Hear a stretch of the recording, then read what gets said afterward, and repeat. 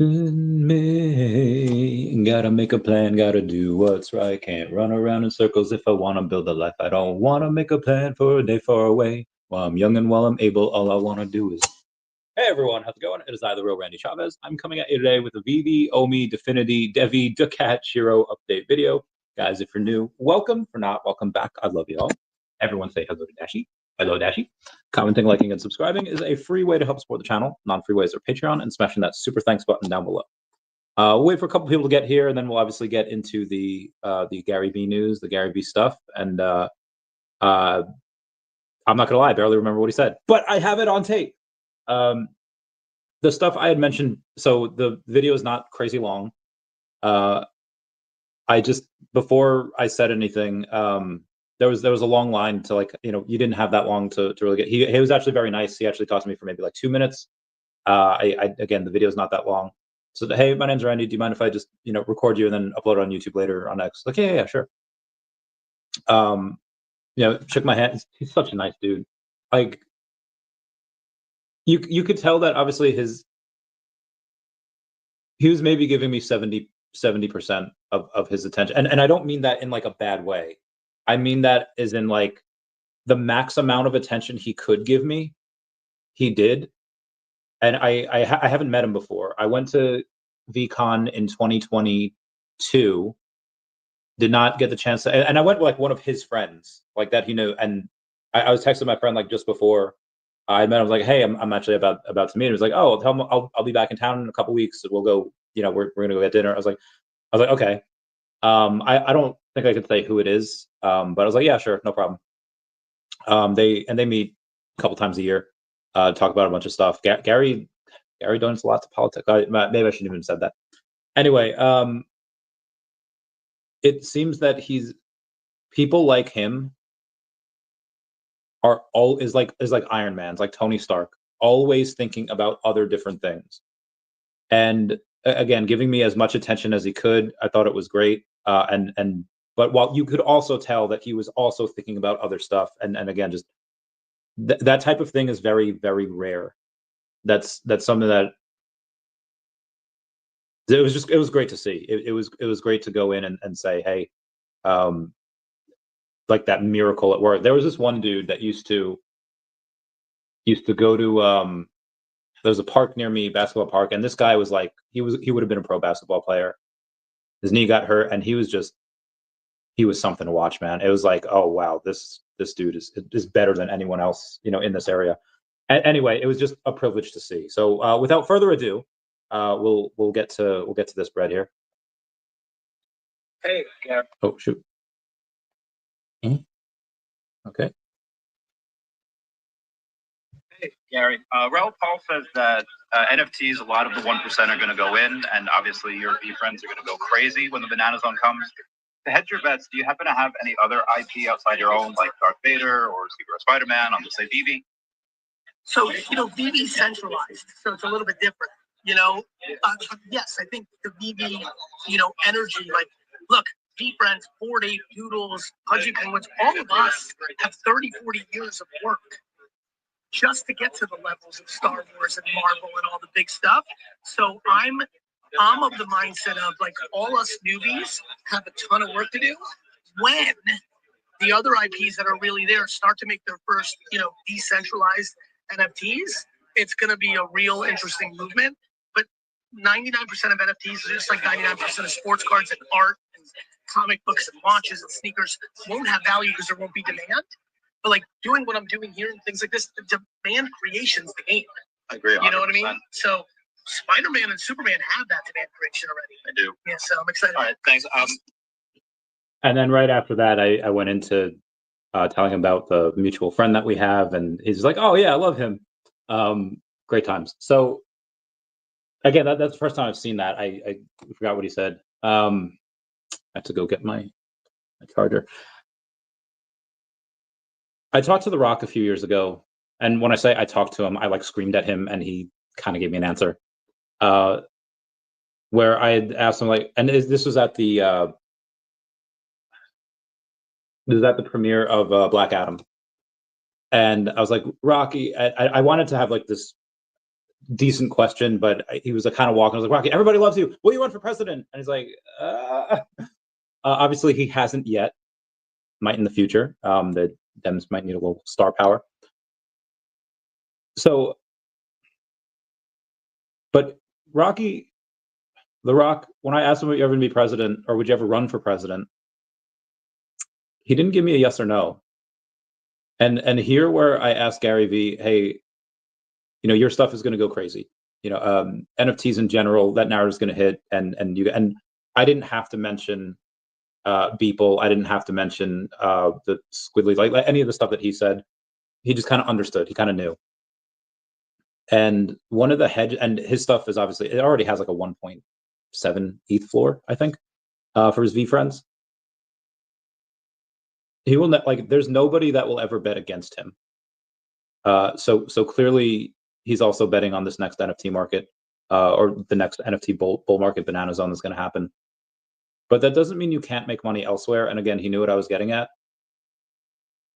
So instead of answering and saying like, yes, I do have, I'm not going to fade 100-year-old projects like Coca-Cola and Marvel and Disney and all that. Like, instead of saying that, and instead of saying a yes or a no, he was just like, listen, we have a lot of work to do to catch up to them. And he's right. I mean, there's so much stuff that you have to work on just to even get like 100,000 people to know what your product is, much less that they see it, much less that's part of everyone's childhood. He's doing that stuff now with VeFriends. They have like a kid-friendly thing on YouTube where it's like YouTube Kids. So he gave a very nice compliment to VeVe, saying like they have the best IP and he's working to try to get there. And I would love to see some type of VeFriends on VeVe. I think that would be great.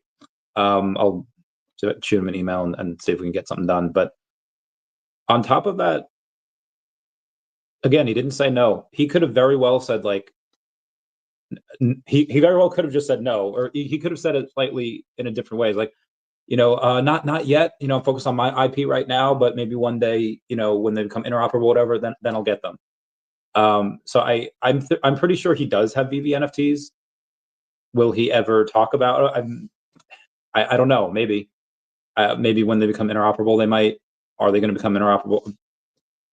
I guarantee you they're going to work on it. Do we see that anytime soon? Probably not. Do we see that in the next couple years? For a couple licenses, I think so. So yeah, what's up, Aria? How's it going, fam? Nice hat you got over there. Anyway, so that's kind of the first thing. And again, there'll be other interactions, and I'll see if I can get them actually on the podcast, even if it's for like a small. I know even for like Joe Rogan, he only did like 45 minutes or like an hour, and Joe Rogan likes to go for like several hours. But I would love to see if I can get him on for like 10 or 15 minutes. But it was nice to be able to talk to him at least today. That was very nice. Shout out to Omar for kind of telling him ahead of time that I was, to look out for me. And then shout out to a buddy of mine that kind of gave me a little bit of credibility with him. Anyway, Wes says, "Whoa, I never meant to brag. Now I got him where I want him." Yeah, let's freaking go. That being said, and we'll get to the VeVe stuff in a bit. But let's go crypto. Let's go see what's going on there. And it was a pretty good day. I could not tell you the amount of messages I got this morning. One with I couldn't get the Grogu drop, and we'll go over that. Bitcoin flat on the day, but flat at $103,000. I will heckin' take that. I will take that bread. Ethereum did reach up to $2,500 before. It is at $2,498, so it's pretty much $2,500. I touched that a couple times, up 6.9% on the day. Everyone comment nice down below with the 69. And let's see how that affected some. Let's start with OMI. OMI is at 00021. I had a meeting like as soon as I got back. I didn't know I was going to have it, so that's why I had like 80 messages by the time I was done with it. And I was just like, okay, I'm just going to go live. I'll do it earlier. Like that Bill, was that Bill Maher? Like, heck, we'll do it live, or Bill O'Reilly. Couple of friends' birthdays tomorrow. I got to wish them happy birthday. You have, OMI. There's a client of mine that came over and is just like, hey, we got a lot of this OMI at 00034.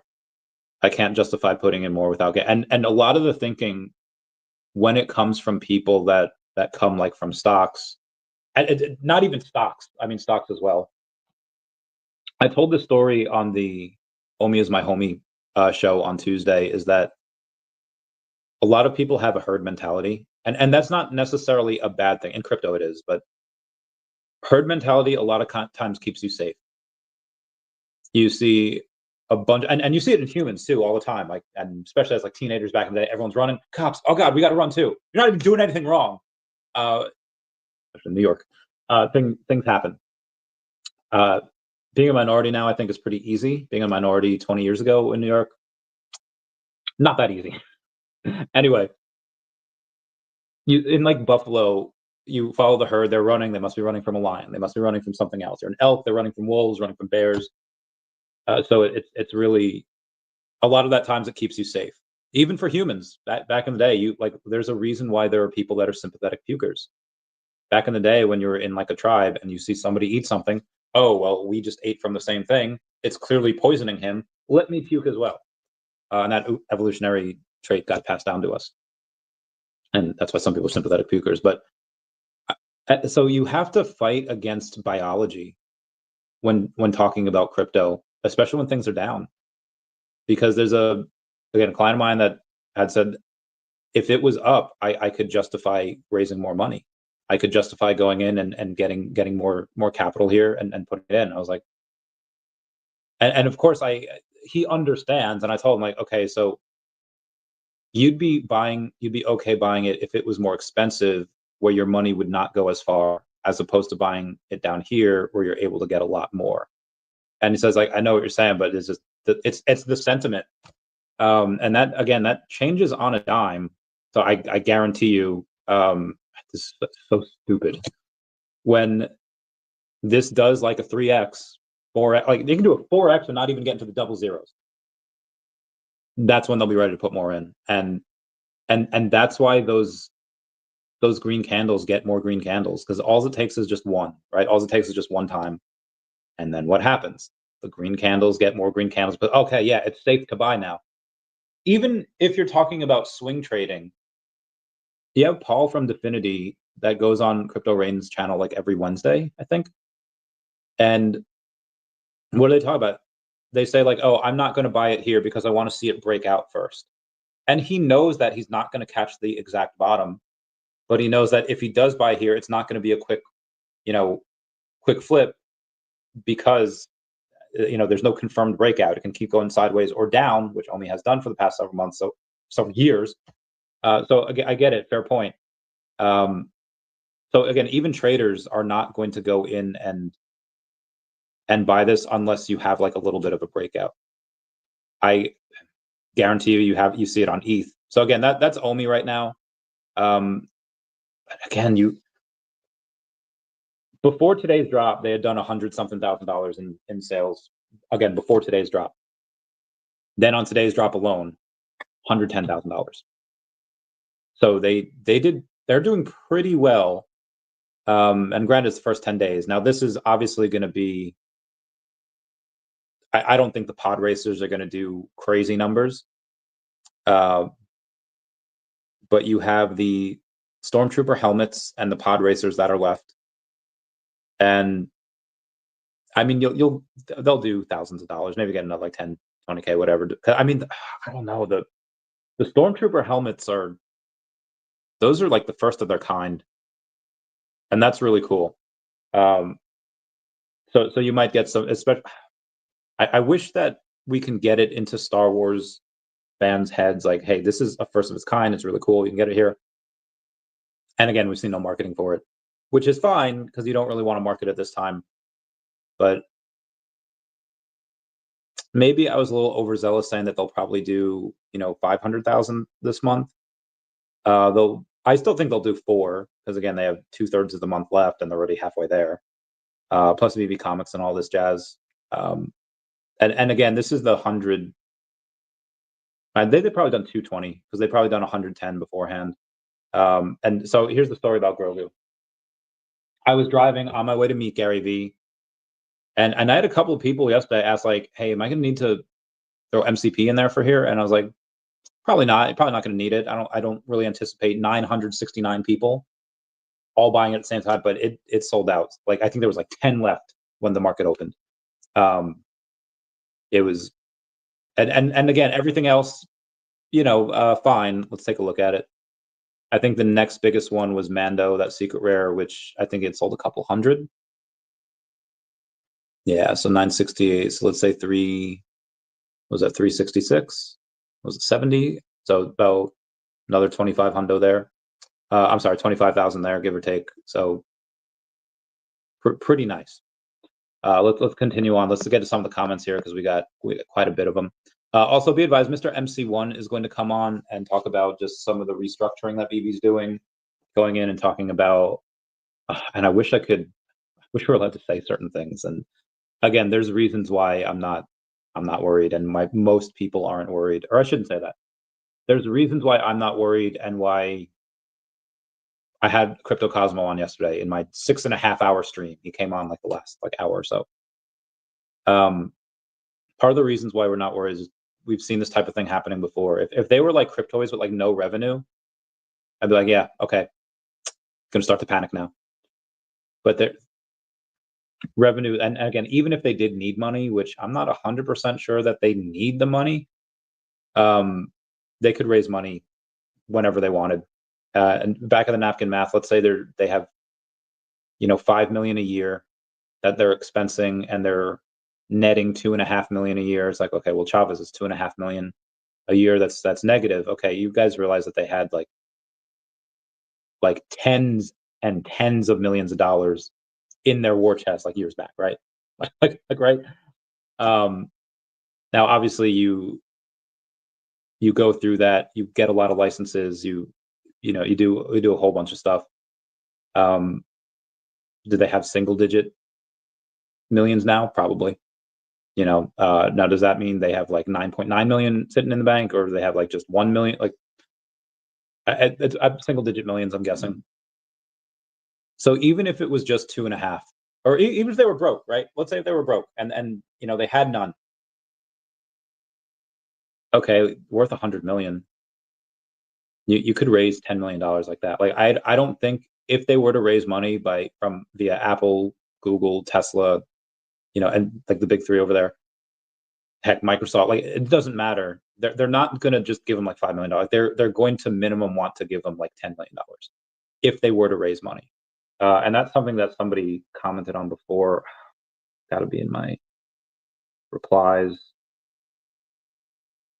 It was, yeah, Bobby Stats said, Ben and Mitch are VeVe restructuring in order to be acquired? I don't think they would. They're not going to sell right now. They might sell part of the company at some point. They're probably going to want to wait until the company is doing a little bit better, and then raise a little bit of that capital when it's at a higher valuation. But there's no way they'd sell now. Again, part of the company, sure, to raise a little capital. Did y'all see that? Anyway, so I said one day I'm sure they will. I don't think they'd sell the entire company now. It doesn't mean that they can't sell part of it, though, in a cap raise. Bobby Stats goes on to say, right now would be a good time for a potential buyer to base a low valuation on last year's trading numbers. Absolutely right. And again, I told him to talk about it here, which I am. Abe says, first one, who is OMI? Get that bread. Love it.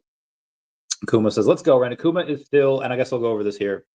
Kuma is still the #1 bidder on the charity giveaway here.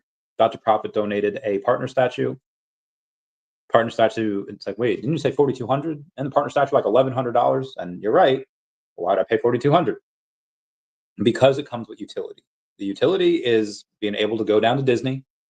Obviously, you have to pay your own way there, but you get a free place to stay that sleeps 9 people with a $9,000 like ticket. Like that's what it costs, like $9K, and you're good. And you staying at a Disney resort for free is bananas. So shout out to Dr. Profit for going in and saying, hey, I'm going to donate a partner statue for this, whoever buys it. Obviously, you're going to have to pay an OMI. That OMI is burned, but the full amount is going to get donated to First Responders Children's Foundation. And then on top of that, yeah, and shout out to Turtle Golf for donating the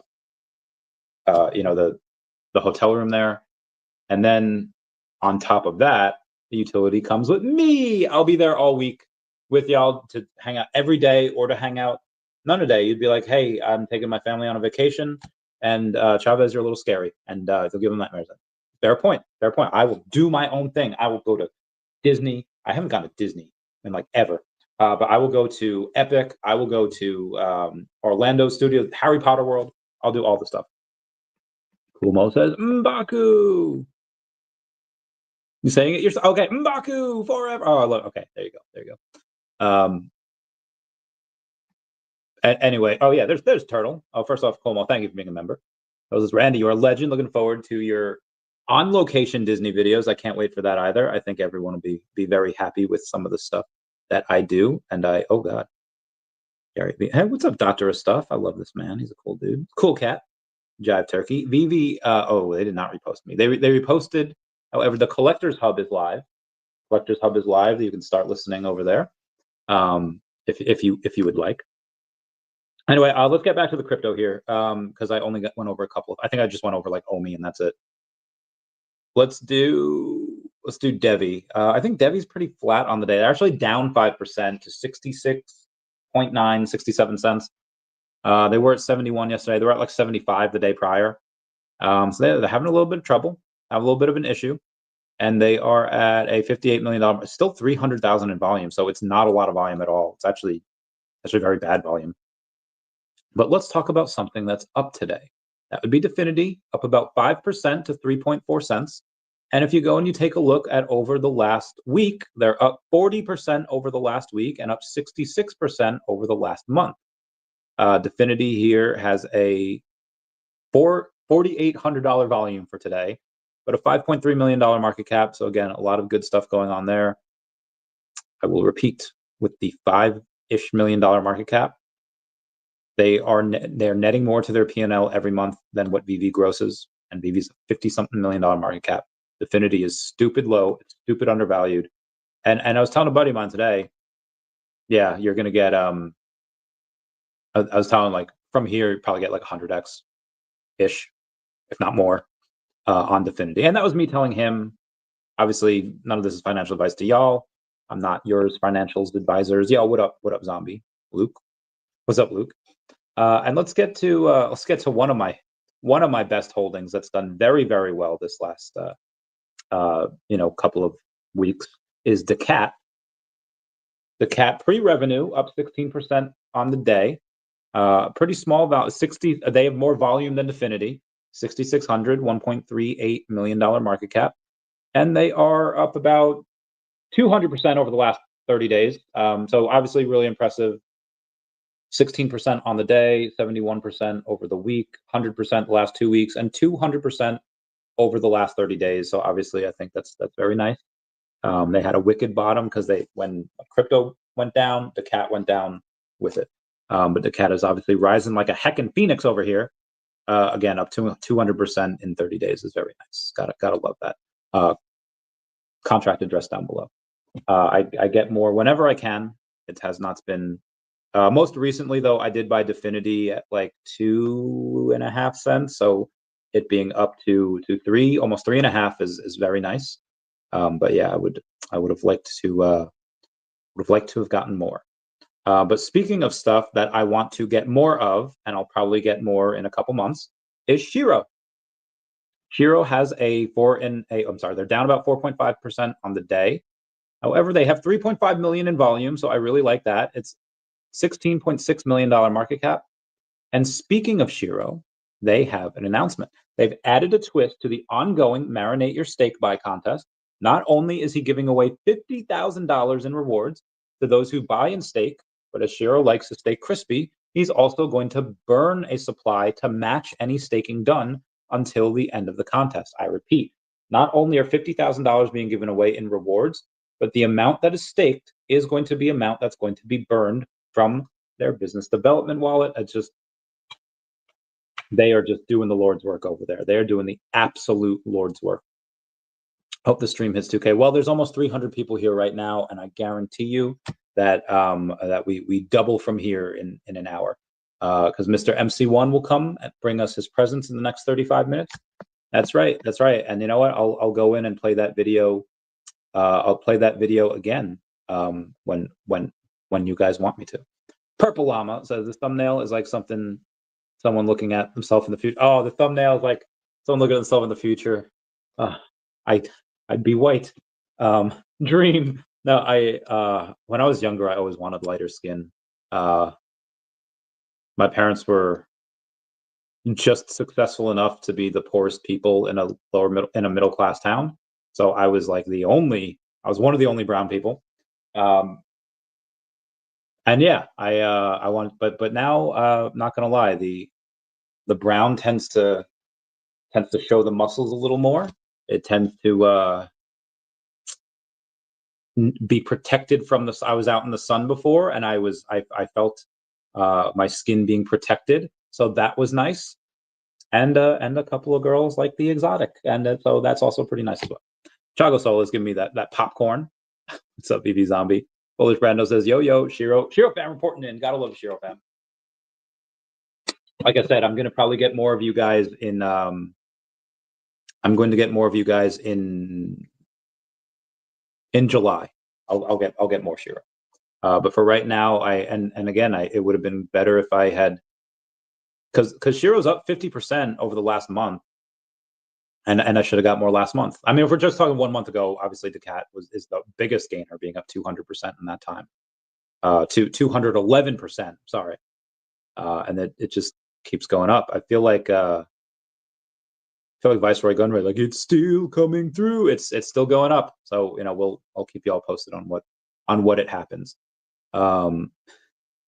If Gary V, you have King Mavs Forever saying time to bring Gary on board, and I may already be on board. Mr. MC was agree, although Gary V may want to change it to VeVe. That's fine. If he wants to change it to that spelling, I'll just give him a meow over there. And then I'll go over, actually, I want to go over Ladies on Soul. So Ladies on Soul, they have a pretty, so they are technically a meme coin, but they're up. I bought some yesterday, and now they're up 26%. Let's go. The reason why I like them is because the woman that kind of runs it. So I guess there's two that run it. So she was on yesterday. Let's go to her X here, and I'll show you the account. Tay Crypto Pixie. So she runs the account, and what she does is saving lives, saving animals, and saving animals' lives. It's called the Soul Sanctuary. And again, I bought a super small amount, so what's up 26% is still relatively small.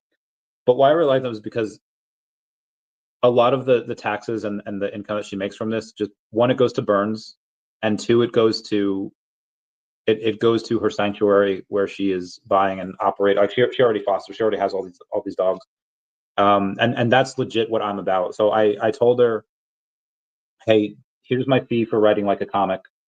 Let me like cut it in half and like lower it, and I will write your comic for you with Ladies on Soul, and I will and I'll get it onto VeVe in the comic curator program. So there's an artist that I haven't met yet that I'll be working with. Like I say, here's all the stuff. I was trying, like, in the bathroom before, I'm trying to figure out like how am I going to incorporate this into the daCAT universe when it's completely different comics, but I think I have an idea. So the daCAT will be an extended universe that spreads across everywhere, because Pixie's, her ladies are normal ladies, and they are going to be in the normal world mostly, with humans. So how are you going to mix them with daCAT? You guys will see. But I like them, and again, I think I bought like $50 worth yesterday. So the 26, I just wanted that just because I wanted to say that I'm a holder. And again, I'm not like it. They're not paying. I mean, they're going to pay me just in dollars just to write the comic, but that's just the comic. I'm not paid. Like, they don't sponsor this channel. I'm not paid to talk about the token. I just thought it was nice what they were doing. Anyway, let's go to some of the news we had here over the last couple of days. We had VeVe Digital Collectibles yesterday saying that Ben's impact on our community, platform expansion, and growth initiatives have been lasting, and he leaves VeVe well positioned for its next phase. The leadership shift is forward-looking. I agree 100% there. What's up, Connor? How's it going, my man? How's it going, my brother? You have Coolmo saying, "Hey, fam, this is all in like the first minute." What's up, Daniel Paulino? How's it going? Baku forever. Wallace King says, "Nice work, Randy." Why, thank you. Why, thank you. I thought it was very good myself. Ishing Move says, "Good morning. Good morning, Ace. Let's freaking go. Get that bread." Great questions, bro. Thank you. Thank you. I try. I mean, I kind of thought of it on the spot, but you know, I had to drive to get there, and I had to stand in the sun. My back was hurting. My hip has been destroyed. Guys, I just need like a body replacement. Oh shit. Mr. Alex Storyteller says, "What happened to the long hair?" I still got it. I still got it. It's like shoulder length ish, but yeah, I did cut it. But I still got it. I feel like Chris, what's that dude's name? I forget. Chris Hayden, where Richard Gilmore is just like, "Oh, well, what about your motorcycle?" Like, I still got it. Carlos Reese says, "Let's go, DeCat. Let's get this bread. Freaking go. Let's freaking go." That was a great lead-in question to VeVe that gave him props at the same time. I wanted to make sure that it wasn't just like, "Why aren't you on VeVe?" You know, I wanted to make sure that it was like, "Hey, compliment him and like prop." And his stuff doesn't need to be propped up. His stuff's already great. Give him his, you know, give him the tip of my hat. Give him the tip. Just going in and giving him like the business and say like, "Hey, you know what? Congrats to you on all your success." And yeah, so I didn't know exactly what I was going to ask, but I figured like, probably compliment him on his stuff. And then when I got there, I was like, "Oh my God, Gary." Agreed, Cosmo. Agreed. Great. Yeah, yes, Randy, our champion. And of course, like I was there in a Sleeping Comics hat. But Randy, why didn't you wear your VeVe hat? Because I was wearing my gold logo VeVe polo, as you could see in the video. I don't know if you could see that or not. As it was, all the NFT project out there will come to Stacker soon. I think so too. Yeah, check that daCAT chart. And like, even outside of the daCAT chart, oh God, hiccups. If you go to the 99 out of 100, looking heckin' dope, my guy. Oh. Again, 99, like it just looks great. Wait, how much liquidity do we have? Hold on a sec. Let me see how much liquidity is here. $326,000 worth of liquidity.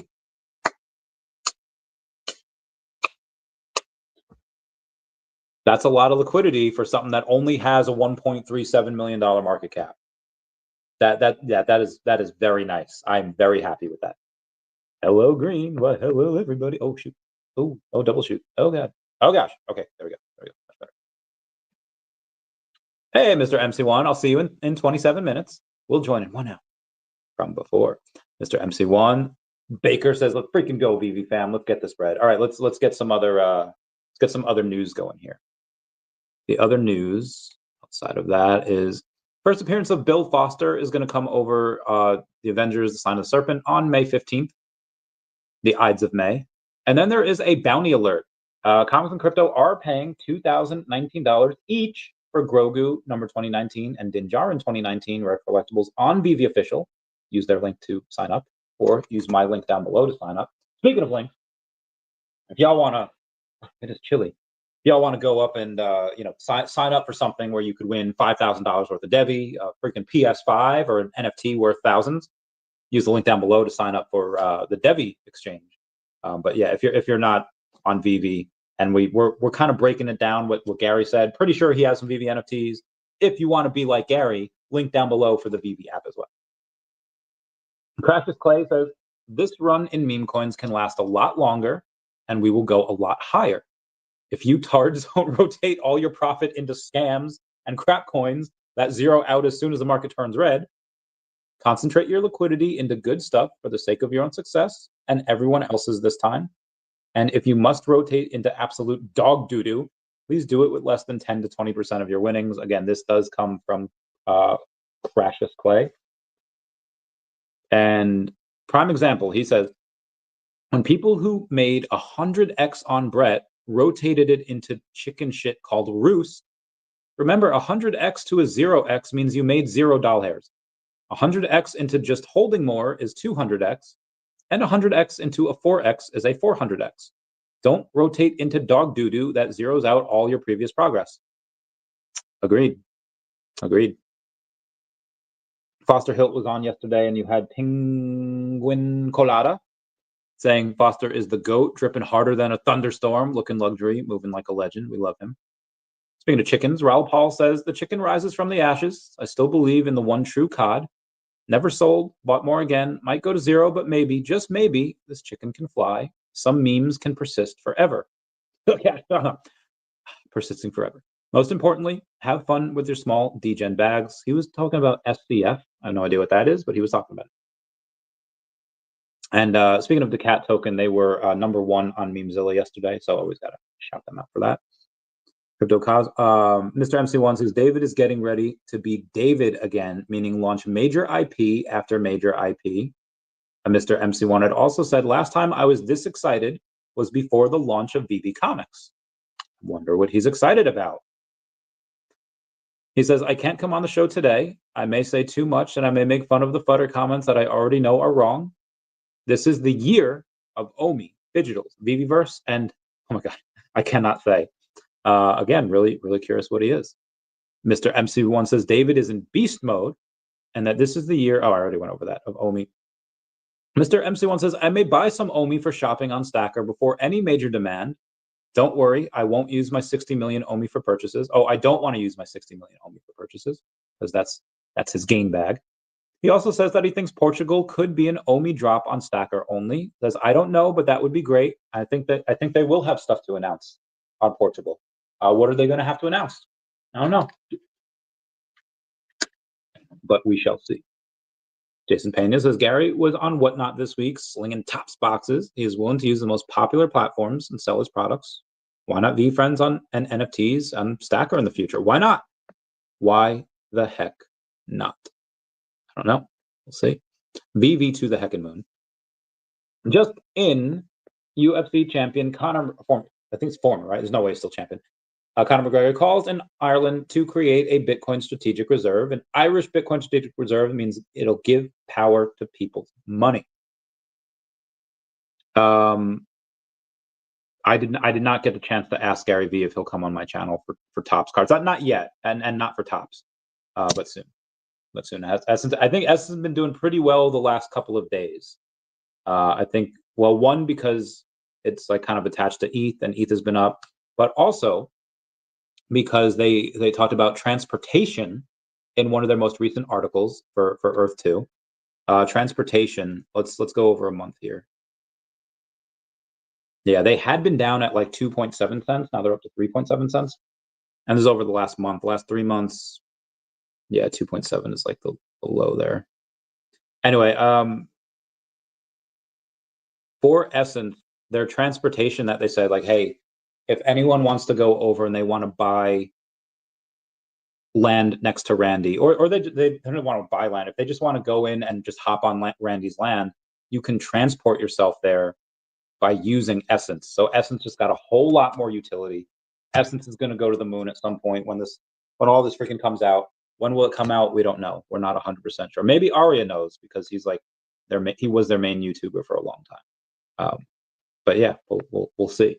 I think Essence is it's going to be one of my favorite plays this cycle. Very excited about it. Definitely rhymes. Ooh, what is that? Oh yeah, Gary V and VeVe, 100% definitely rhymes. Essence is yeah, it was 10% just now, but I guess it must have been 14 at some point. Be advised, Mr. MC1 is going to join me in 21 minutes. I think it's going to be heckin' great. What is this altcoin status? Oh, this is interesting. Okay, I'll take a look at that. Yep, daCAT is up quite a lot today as well. We gotta love it. Runkles McDougal says, oh wow, nice. Well, thank you. I think it was nice as well. It is very nice. What's up, Blue Storm? How's it going, fam? My man, how you doing? Hey, Blue. How about this month? What's going on? It is a little nicer. We are up over 200% this month. It's great. Cray Mountain says, I'm in a studio session right now. Glad to see Randy grinding nonstop. It's a winner's mentality, dedication. Lesson by real Randy Chavez. Can't hear you, but sending vibes. Thank you so much. All right, let's keep going here on some of the news that we've had, because there's been quite a lot. Artist in real life. VeVe Vet says, I received an email from David to hang out in London because he's a level 100. So any level 100 can do that if you're over in London. Death Bunny on Twitter says, VeVe generated 270,000 in gem sales last month, which I think is low because it's 200K from iOS, 70K from Android. But that does not include gems that were purchased from the VeVe web app. And he takes it that more people are buying from the web app these days. And that's also not including the revenue that they're getting from VeVe Comics and on the secondary market. So again, this was well over 300,000. Hacker doesn't, no, can't do that. Tether is going to be brought under US jurisdiction, regardless of where it is based, according to a newest version of the Genius stablecoin bill. And in Q1, venture capitalists invested $4.8 billion, it's up 54% quarter over quarter, into crypto and blockchain-focused startups across 446 deals, which is up 7.5% quarter over quarter. And while Q1 2025 was the largest quarter for capital invested since Q3 of 2022, MGX's $2 billion investment into Binance accounted for more than 40% of the capital. I will repeat. MGX's $2 billion investment into Binance accounted for more than 40% of that capital. Wild stuff. Who is this? Oh, shout out to Sarah Austin. Sarah Austin will be on the last seat on Monday at 10 a.m. Eastern Standard Time. Sarah Austin, where is she at? Girl. So Sarah Austin is the she's 44,000 followers over on X, co-founder. She's been on the podcast before, co-founder of Tilted. She's a builder on Twitch, and Tilted has about 150,000 followers over on X. It is a TikTok-like social platform for the gaming creator economy. It's very successful. Can't wait to talk to her. Join us, join us, join us, join us, join us, join us. Okay. Michael Edwards, the Swaggle House had an interesting video on Gary's comic pack. I love that. Swaggle House got a comic on VeVe, and I think he did a live stream, I think with Corey, and I think with you. Did he do it with you? Let me know. Mouse says, how could you not pull over and get the drop today or use the auto pay? I fudged up. I fudged up. I should have done it. Well, so also when I woke up, waking up is the worst part of my day because it reminds me I'm still alive. No, I'm joking. Guys, my back is done. Whenever I wake up, if there's ever a fire, I'm not going to make it. I straight up cannot get out of bed for like an hour. Whenever it's just my back is just done. It's just, it's so strange because once I have to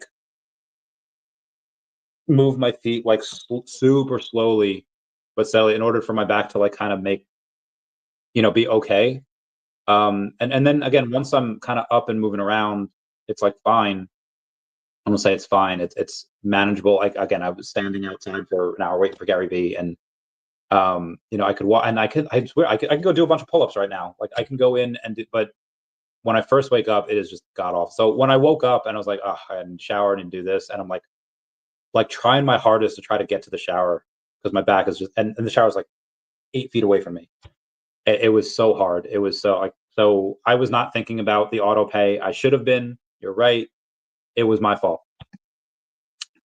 Daddy 009 says, hey man, been following you for years. I think this is my first YouTube comment ever. Just want to say thanks for all the time and effort you put into this. I did 8 hours yesterday. I did a 90-minute live. So I did a 90-minute podcast, and then I did a 6.5 hour live stream. And on last Saturday, I did an 8 hour live. I don't know why I'm going crazy over here, but I am. So we had just talked about VeVe Comics, right? This is the future, and VeVe Comics is going to eat everybody else's lunch. BCW, comic book bags and boards are being hit by 150% tariffs. BCW comic book bags and boards are being hit by 150% tariffs in the USA.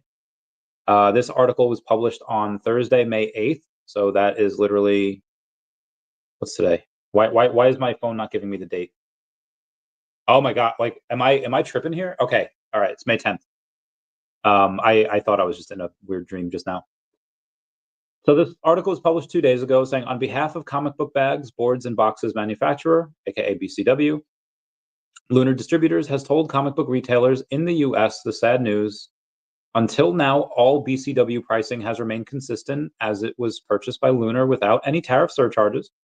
Our most recent BCW order is now being impacted by the tariff surcharge.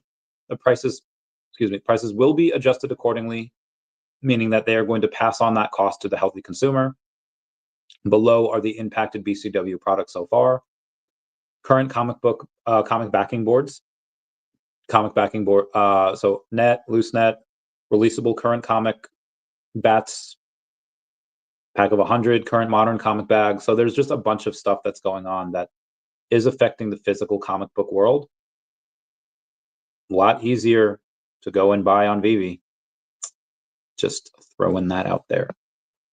Also, I wish I could listen to all your long streams. Time constraints make it impossible. I understand. Definitely love the shorter videos. Either way, thank you again. No problem. No problem. Says, meow meow Randy. Yo, what up, Pixie? How's it going, fam? Any bumper news? First off, yeah, is that? It's a different Pixie, but love you just the same. I don't think there's any news. Down by 1.5% on the day. $200 in volume. I got to see what their liquidity is for it. Say it's less than a 500. So there's $5,000 in liquidity. I'm sorry, there's $5,420 in liquidity at a $445,000 market cap. That is so low. I mean, that's, or is that just bump on USDC? Because there's definitely bump on ETH, right? Hold on. I'm gonna see the trading pairs here. There's no way it lost no, yeah, it's Uniswap, bump on USD. Oh, bump USDC. Yeah, that is a stupid low amount. Less than $5,000 in liquidity. And I mean, yeah, that don't look great. That does not look great at all. Could squeeze if people really want it. It'd go crazy, but again, with that little liquidity, it'd be very hard to sell. That's why there's $200 in volume. The protocol, again, the company I think is still doing okay. Like they haven't called saying that they need money, so they're alive. Their token has just been absolutely punished. But yeah, their protocol is alive. Their company is alive. It can turn on a dime. I was like, wow, I'm getting well done on getting him not only to mention VeVe, but kept it very positive, basically saying VeVe is ahead of the game. I hope the marketing team are taking notes. Well done, Randy. Get that right. Well, thank you. Well, thank you. Golf claps. Golf claps. I don't know. I know I have some more comments here, but I do want to get to a bit more of the news before I get Mr. MC1 on. New Upbit list Pengu, the token of Pudgy Penguin's NFT collection. So again, Upbit list Pengu. CryptoQuant CEO admits that he was wrong about the bull cycle ending, pointing to strong ETF inflows and institutional demand. You have Trump's family's stablecoin, USD1, is now taking over BNB chain, reaching over $2 billion in market cap and becoming the second largest stablecoin after USDT, according to CryptoRank. Bybit announces that it has surpassed 70 million registered users. Congrats. And Stakestone partners with Trump-linked WLFI to launch cross-chain liquidity for USD1, bridging RWA and DeFi yield without asset lockup. That is fantastic. That is absolutely bananas. Also, we have remember I told y'all my favorite trophy Pikachu is the third place because he's so fat and chunky and he just looks so cute. Highest bid on that is $132,000. So I'm not going to get that anytime soon. What's up, Energy? How's it going, fam? I love you. I love you, brother. Well, it says, maybe look into getting an ice bath. I probably should. Yeah, I probably should do something like that. That'd be a good idea. Good idea. Oh, Mr. Mario Stanek. Hey, Randy, my favorite Akomi whale. Howdy, howdy. Howdy, howdy, howdy. An amazing lunch. Can I do that? I'll say this. Buddy of mine that had lunch with David not too long ago was very excited because he has an amazing vision for the future. There's a lot of very exciting opportunities that are coming. Pretty solid initiatives. I'm working on one. And David is ready to get this bread. We're ready to go. Oh, what is this? It is a Ash Crypto Reel says mega bull run of 2025 has started. I agree. VeVe's Ben recently said that VeVe's financial health is strong despite the bear market. That was from VeVe Insights. They had posted that, I guess, on a video Ben did that was pretty recent. Yeah, what's up, Zombie Attack News? How's it going, fam? Ronnie Light says, yo, yo, yo. Thought it was 6 p.m. Did I put 6 p.m.? Did I put 6 p.m.? Did I fudge up here? No, I put 5 p.m. Put 5 p.m. Eastern Time. Unless I said 6 p.m. on Facebook. No, put 5 p.m. on Facebook as well. You must have misread. Didn't show the interview. Yeah. Oh well, the interview I put I did at the beginning, like the first couple minutes here. Brilliant idea about VeVe and whatnot. Brilliant. I believe big things might be coming. We shall. Yeah, me too. We're both OMI and VeVe. We shall see. Yeah. Ash Crypto Reel says breaking BlackRock has bought $356 million worth of Bitcoin yesterday. Whales are buying. Fidelity bought $45 million worth of Bitcoin as well. So in total, that is $400 million by those two companies. Bananas. Ash Crypto Reel also says, say what you want about Trump, but he is getting stuff done. I agreed. Oh, there's something that, oh my God, there's something that I want to say, but I can't say it. I'm just going to say that progress is being made with Stacker and a lot of stuff that is going on there. So of the bull market and money flow, Bitcoin is phase one. Phase two is Ethereum. Seems that we're in that ETH2 phase now. It's pumping. Phase three is large caps, and phase four is alt season. So soon, babies, soon. Before Mr. MC1 gets on, I'm going to go in and play that video again because I want to. Hey, Gary. Raul Paul says that. Oh my gosh.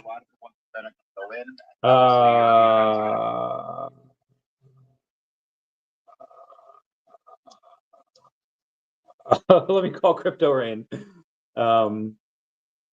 Hey, Meow. How you doing? I'm doing all right. I'm live right now. I'm getting that bread.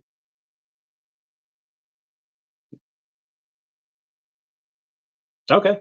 Yeah. But everything good?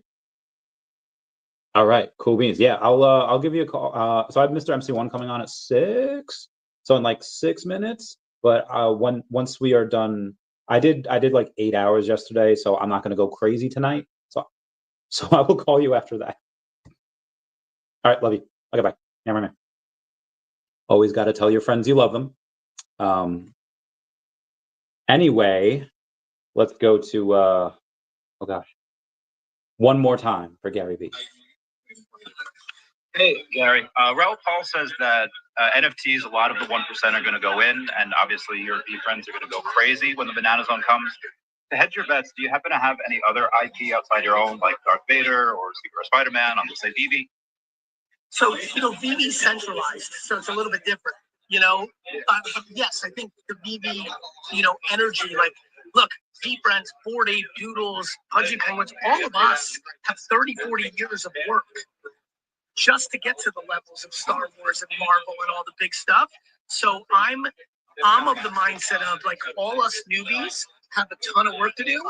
When the other IPs that are really there start to make their first, decentralized NFTs, it's going to be a real interesting movement.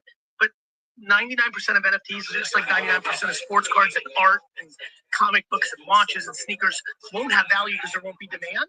But like doing what I'm doing here and things like this, the demand creation's the game. I agree. 100%. You know what I mean? So Spider-Man and Superman have that demand creation already. I do. Yeah, so I'm excited. All right, thanks. And again, just wanted to play that again because I'm very proud of it. I'm sure he has Spider-Man and Superman.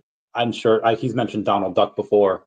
It doesn't, like, he likes money, and yeah, maybe he's not going to pump it right now, but he likes money. He likes history. He likes all this stuff. Like, he's super into Pokemon. Pokemon's not his IP. He's into a lot of things that aren't his IP. I'm pretty sure he has them. Again, obviously not confirmation. It's just me kind of speculating there.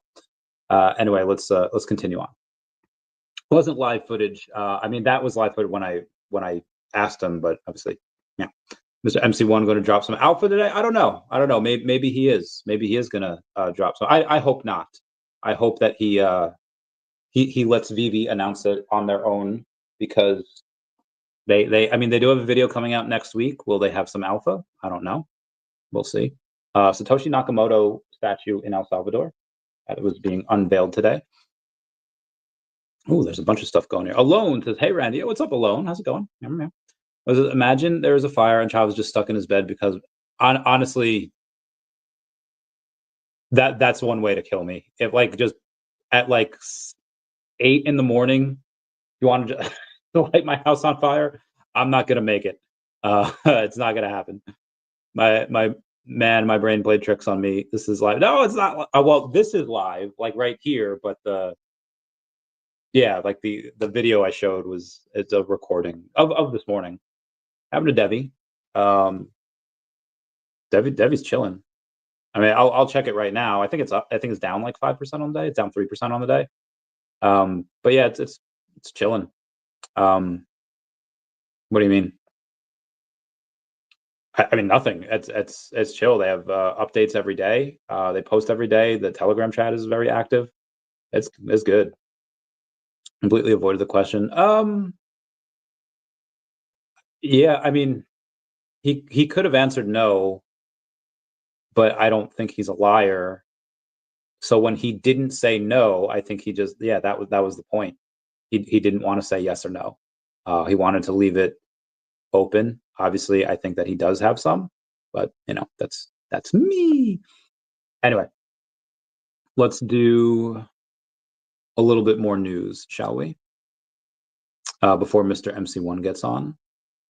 Yeah, Grogu sold out. They made a lot. Pakistan violates ceasefire agreement, launches drone attack against India 4 hours after a ceasefire deal. Oof.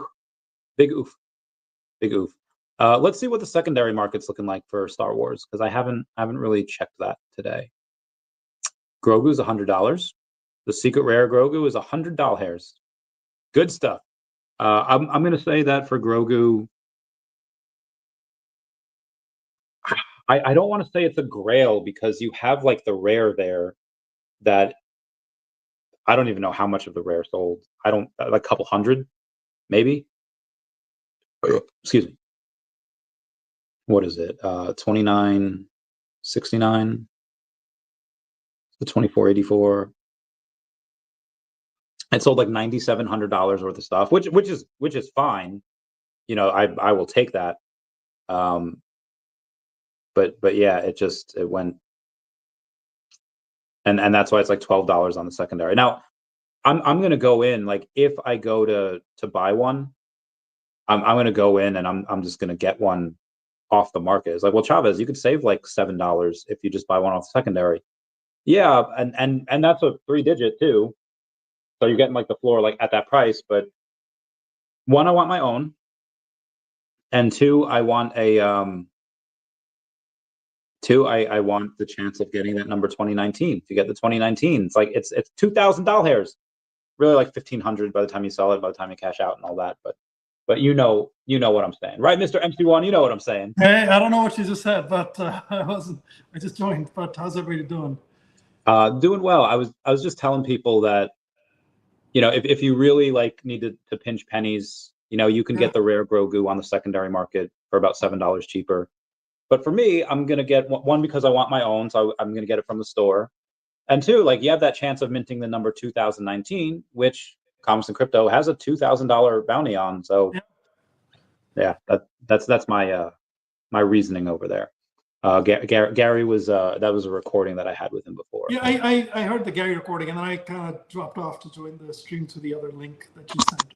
But hey, thank you for having me on the channel, Randy. It's great to be here. Yeah, the fans were kind of demanding it because yesterday when we were on, I had Crypto Cosmo on. You had said that like David's getting ready to be David, meaning launching more major IP, and that the last time you were this excited was the launch of VeVe Comics. What on earth could there's no way it could be close. I don't know. I don't know anything, man. I was just trolling. But you know, listen, I've seen David continuously, post about Roblox. So that got me super excited. So, but anyway, but I did hear that there was some big announcement coming next week. So we'll see what that is. I don't know the details. But it'll be off of the video. Yeah, I don't. We'll see. We'll see what it's about. I'm looking forward to the video and stuff. But so I had a couple of thoughts today. Number one, I wanted to give away something.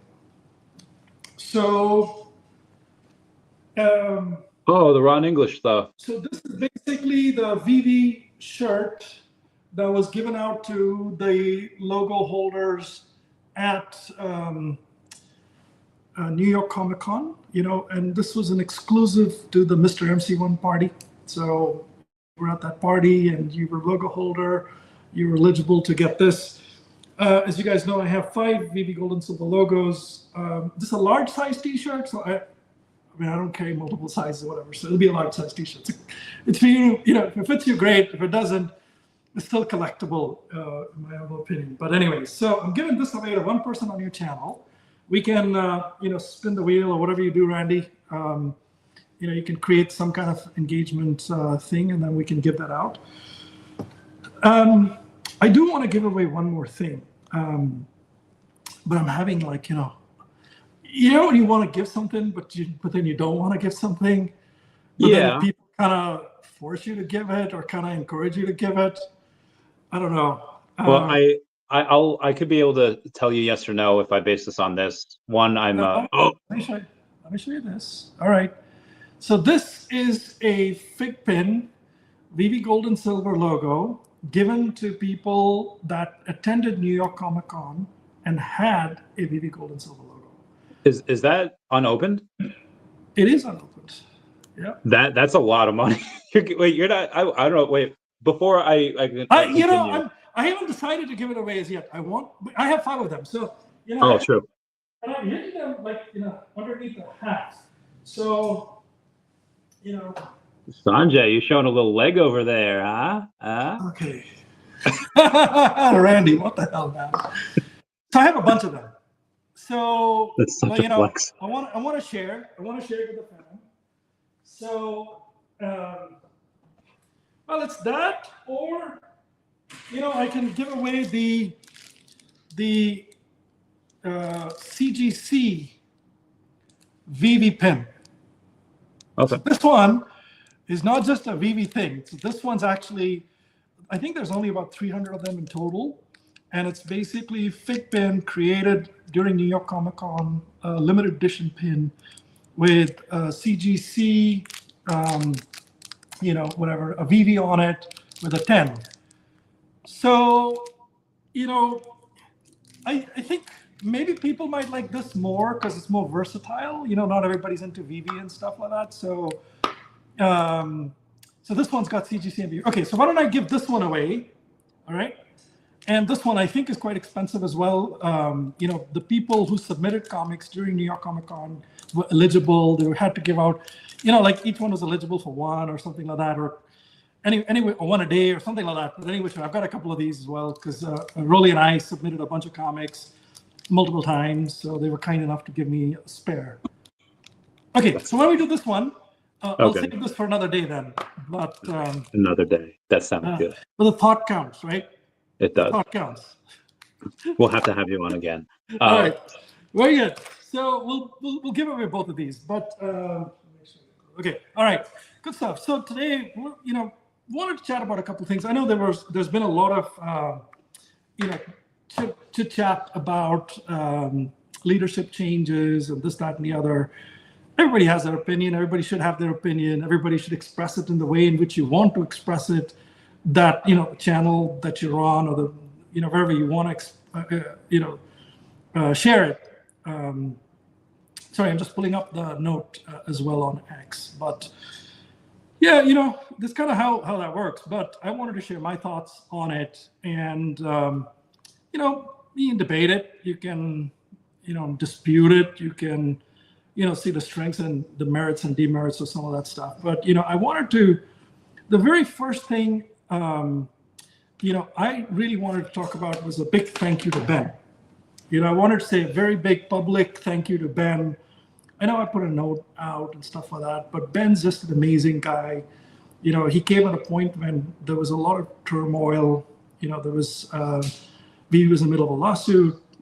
I know some of you believe the lawsuit, the lawyers do all the work and, David and Dan just show up or something. I don't know all the details, but I know for a fact that there was a 2.5 to 3 week window in which David and Dan were in court the whole weeks, continuous 8-hour days kind of thing, morning to evening, morning to evening, morning to evening, for 2.5, 3 weeks they were in court. I don't know if it was, I don't know all the details, but I know that they were super busy with that. I know that preparation for that type of thing was heavy.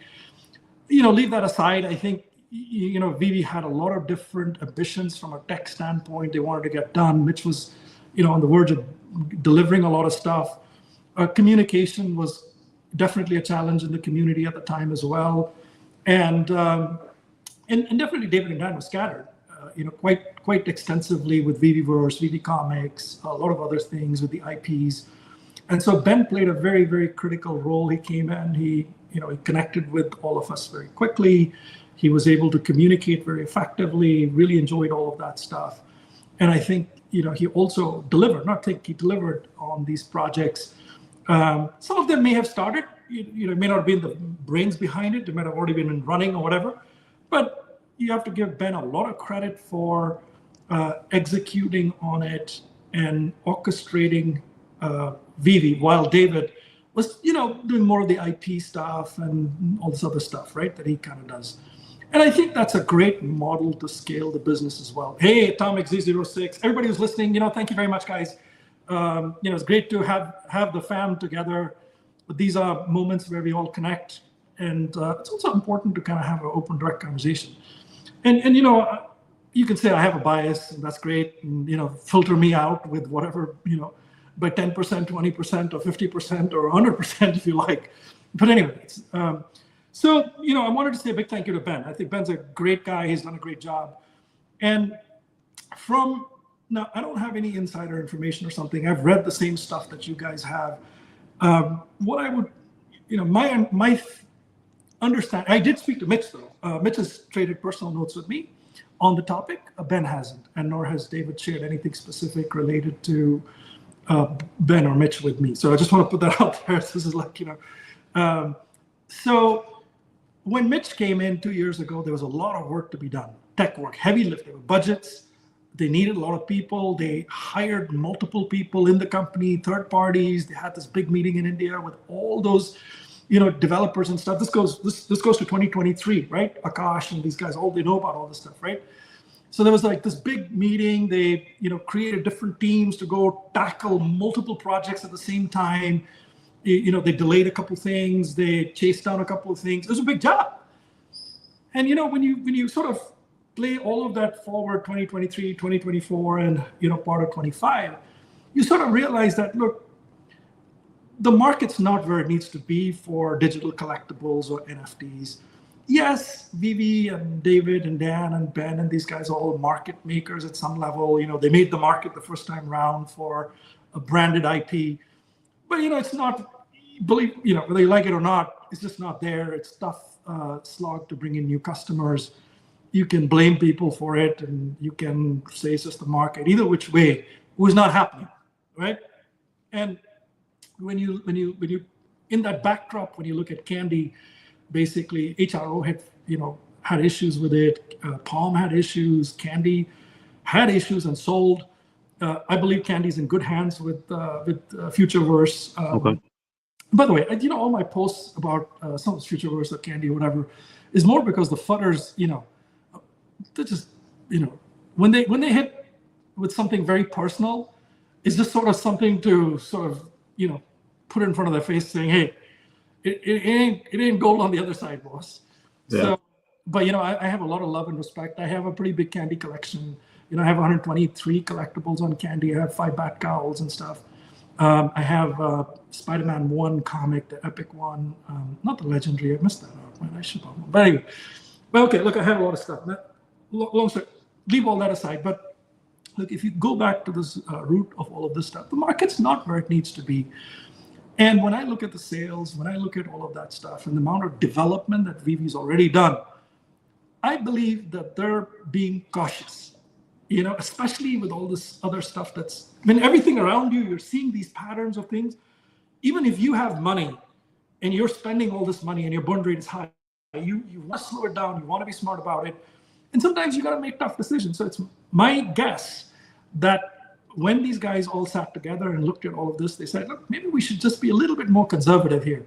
We've built out the app, we built out VeVeverse, we built out VeVe Comics, we've got this MCP points, we've got this engagement thing. Maybe they've got the mobile version, just not launched it. So this, maybe they're not planning to do any big tech projects, anything major and multiple ones of those like earlier. So, there's a Mitch kind of a thing, it makes sense for Mitch to move on, go do something. I think Mitch gets promoted somewhere else, next level. He makes a lot of money and he does a lot of great stuff. He's brilliant. And he might, pick up more of the AI angle there as well. And Mitch was an amazing guy, man. I love Mitch and he did a great job here, as well. And then same thing for Ben, it's like, do you really need 2 CEOs when you're in this environment? No. And, there's a school of thought that says David was struggling earlier. There was all these other problems and issues and, some people had a personal problem with David, and you have a problem, you have a problem. That's fine. But look, I believe that change happened because of that. And when I read the note, see, it says, VeVe is evolving for the future. In today's rapidly changing economic environment, resilience. Okay, that first word means it's tight and you got to be sharp.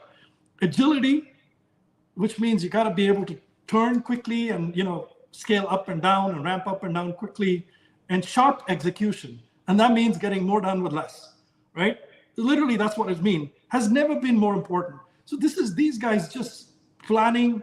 VeVe's not broke. I don't believe VeVe's not out of money. None of that stuff. These guys are very sharp, very smart. They're making solid decisions to make sure that this company can sustain itself over a period of time. And it's very sad, it is very sad that Ben left. And, like having been a CEO myself and having, run a business for less than 2 years in one scenario, it kind of feels like shit, man. If I'd been around, I would have done a lot more, but there are many reasons for it. And it's unfortunate. I'm sure David and Dan would have taken care of Ben very nicely, for what he's done. And I hope there's a day when, maybe there is a day when Ben comes back in, it's not out of the question. He's not burnt any bridges. He's built a lot of love and respect with the founders. He's built a lot of love and respect to the community. And Ben will do great. But anyway, so going back to this. So now, the whole point is, well, we're back to where we were, which I think scares a lot of people, right? We got David, we got Dan. Well, the last time it was David and Dan, there was like a lot of chaos. Shit wasn't getting done. Things were not getting communicated. What's going to happen? And I'll tell you, there's two angles to this. The first one, the more immediate one for me is, I believe that it was David and Dan who recognized that they couldn't get stuff done and they needed Ben. At that time, they needed Mitch, they needed Ben. So give them credit for knowing when they needed help. And Ben and these guys have put structure in place around communication, around events, around all these things. They've put some structure in place, and I believe that overall kind of creates this ability for David and Dan to execute in this new world at a much better level than earlier, right? And they don't have that much tech to do now, right? They're not taking on some serious major tech, right? So there's less of that distraction. There's less of, lawsuit stuff. Who knows? Maybe that reactivates or whatever. But for now, you just never know how many lawsuits are open, right? It's just like public. But either which way, they've got less of that for now. And, that gives them a little bit more bandwidth, and they've got a better structure. They've got better technology compared to 2 years ago. They've got better structure compared to 2 years ago. And I believe they can focus now on IP, which I think is David's strength. They can focus on manifesting that IP with the technology they have, creating it in unique ways, bringing it in unique ways to the market. And that I think would be good as well. And then, I think that when you look at all the other elements to it, I think they've learned. I mean, there's a school of belief that says, David will never change, Dad will never change, they'll always be the same. I don't think that's true. These are very sharp guys, they're bright guys. I'm sure they'll be the first guys to admit that there's a lot of lessons they've learned since 2016, And personally, I fall in the bucket of respecting their decision. As a customer, as a friend, as a thought leader, I would share my perspective constructively with anybody, and I've done that. At least I've taken pride in not, having a complete meltdown. I guess I have had a meltdown once in a while, and we're all human, we do that. But by and large, on a prolonged basis, you can't have a meltdown. You got to basically be constructive. If you're not constructive, people stop listening to you. So your whole objective of giving feedback is lost if you don't follow those sort of things. And I believe there's constructive feedback where you can give that improvement feedback in a proper way. There's the next part, Randy, for me, the interesting part for me is, look, man, in 2016, these two guys basically said digital collectibles were going to be a thing. All right. And digital collectibles didn't become a thing till 2021 early.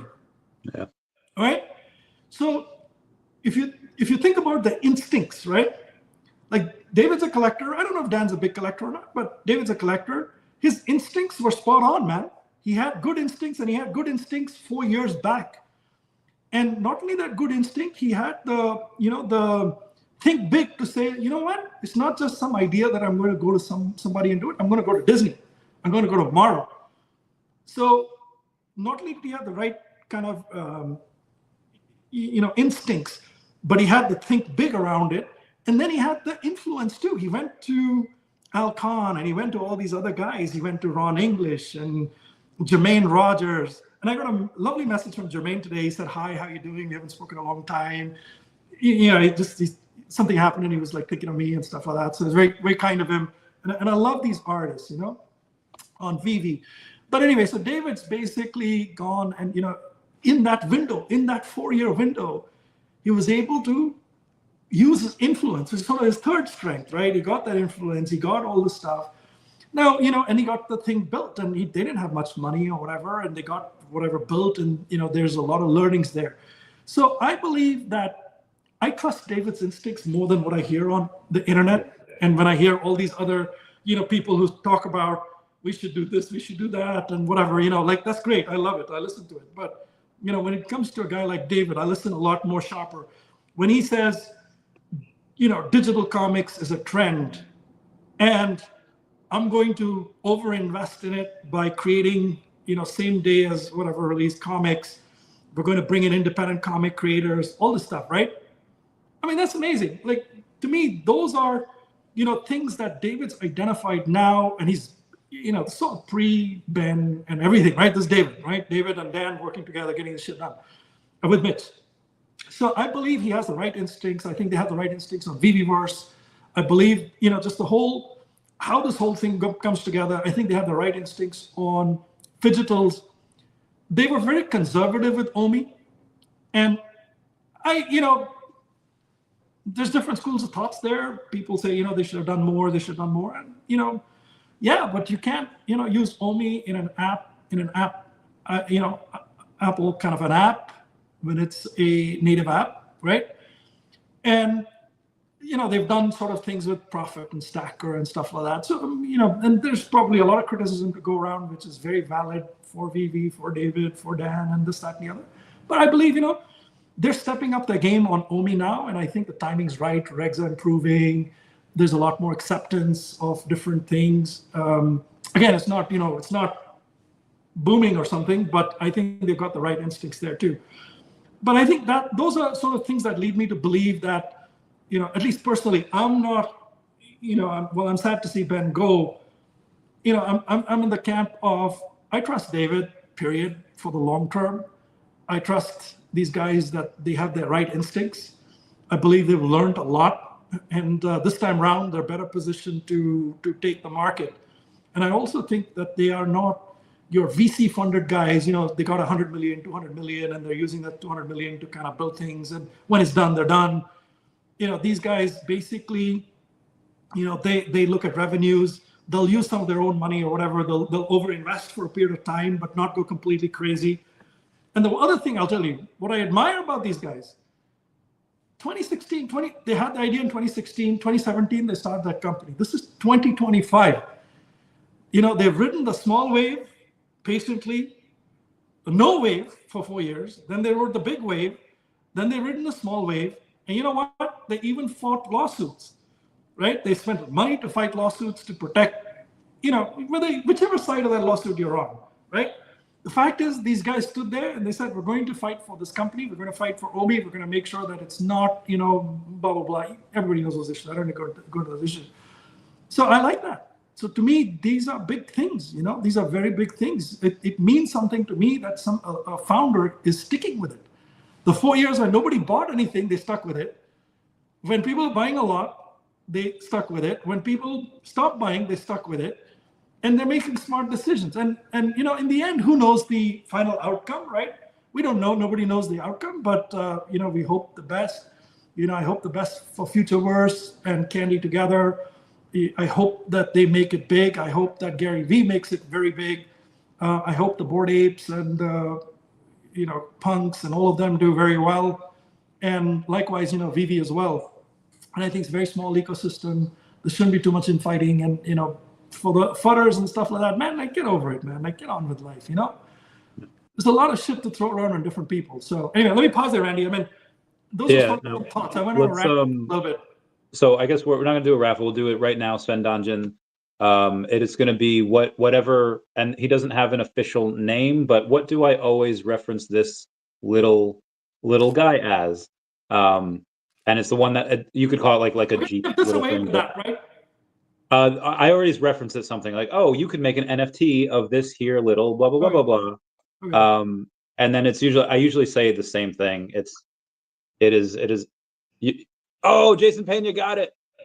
It's Tiger Duck. Yeah. Yeah. So it is Tiger Duck. So Jason Pena, I'll go in and you win. That is the which one was this for? Was this for the shirt? Okay. And I'll tell you the T-shirt.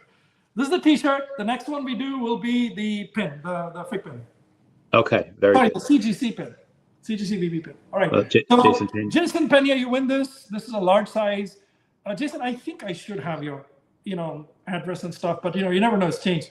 Man, the one thing about this community is I've shipped so many hats. I think I've shipped close to about 800 hats to over like 400, 500 people. More than that. I'm probably touching on 600. And so I know people's names and addresses and stuff like that. And, he wants your hat. He wants my hat. Shit. I was, when I went to the closet, I found my gold logo hat where they misprinted my name. They read, one time they did it, they wrote Mr. MC1.et and they didn't have space to put the H. And then they went and read it again. But I had that misprinted hat. I've always wanted to give it away. But but that's a little vain as well, to give away a hat with your freaking name on it. Like, I'm a nobody, man. Well, I mean, when someone wants it, like they're asking. Yeah, I don't know. Maybe when maybe when Marvel Comics 1 becomes whatever, like a lot of money. Like MC1 becomes a lot of money. Maybe that MC1 by itself is worth something. Not me. So maybe we'll do that then. There's one dude that I had a Dragon Ball Z shirt on one time, and he super chatted me $50 for it. And I was like, okay. And then I was like, yeah, give me a couple days, I'll wash it. And then he said, no, don't wash it. I was like, okay. That's probably one of my favorite things. Anyway, when you were talking about David having David and Dan having these ideas 2016, 2017, that's one of the things that shows they're thinking so far ahead of the game. And VeVe Comics was one of those things as well. I don't know if you were here when I was reading it, but 2 days ago, it was not but there was a article that came out saying that BCW comic book bags and boards are being hit by 150% tariffs. Yeah. And they had to pass on that tax to the healthy consumer. And it's just becoming so much easier and more efficient and cheaper now in order to get digital stuff. And it's like they knew, like they could see the crumblings of the physical comic book stuff that's happening, and them and Marvel pivoted, but like they haven't gotten it wrong yet as far as that goes, as trying to stay ahead of the curve. Well, there's two different things there, right? So one is, look, comics are going to become more expensive, not less expensive. They continue to be printed and made the way they are. But technology is improving.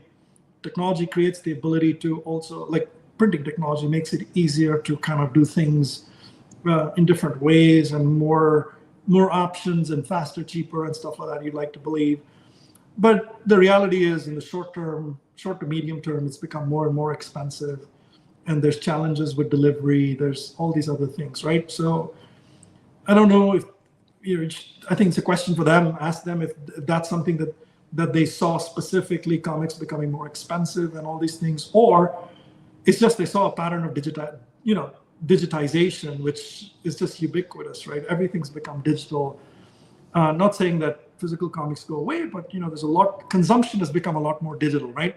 And as the generations go on, my belief is that the younger generation, perhaps, I don't know for sure, skew more digital. If it's kind of, if anything is, my sense is that just like movies became TV shows, where TV shows became more popular and then reels became more popular. My sense is that comic books might go down the same path, where you have one comic broken out into 5 reels, and those reels play for you and in chapters kind of thing. Each one's 90 seconds or something, and the consumption could become, whether it's read or watched, a combination of read and watched, it becomes a different mode of consumption as well. We'll see. All those things kind of remain to be seen, because I don't see young people sitting and reading continuously, extensively, watching long things. I mean, there's certain habits and trends which we don't know how they'll influence these older kind of hobbies. No. But you'd like to believe they will. I mean, I think comics become more digital. I think VeVe has done very well to build out this platform with same-day comics.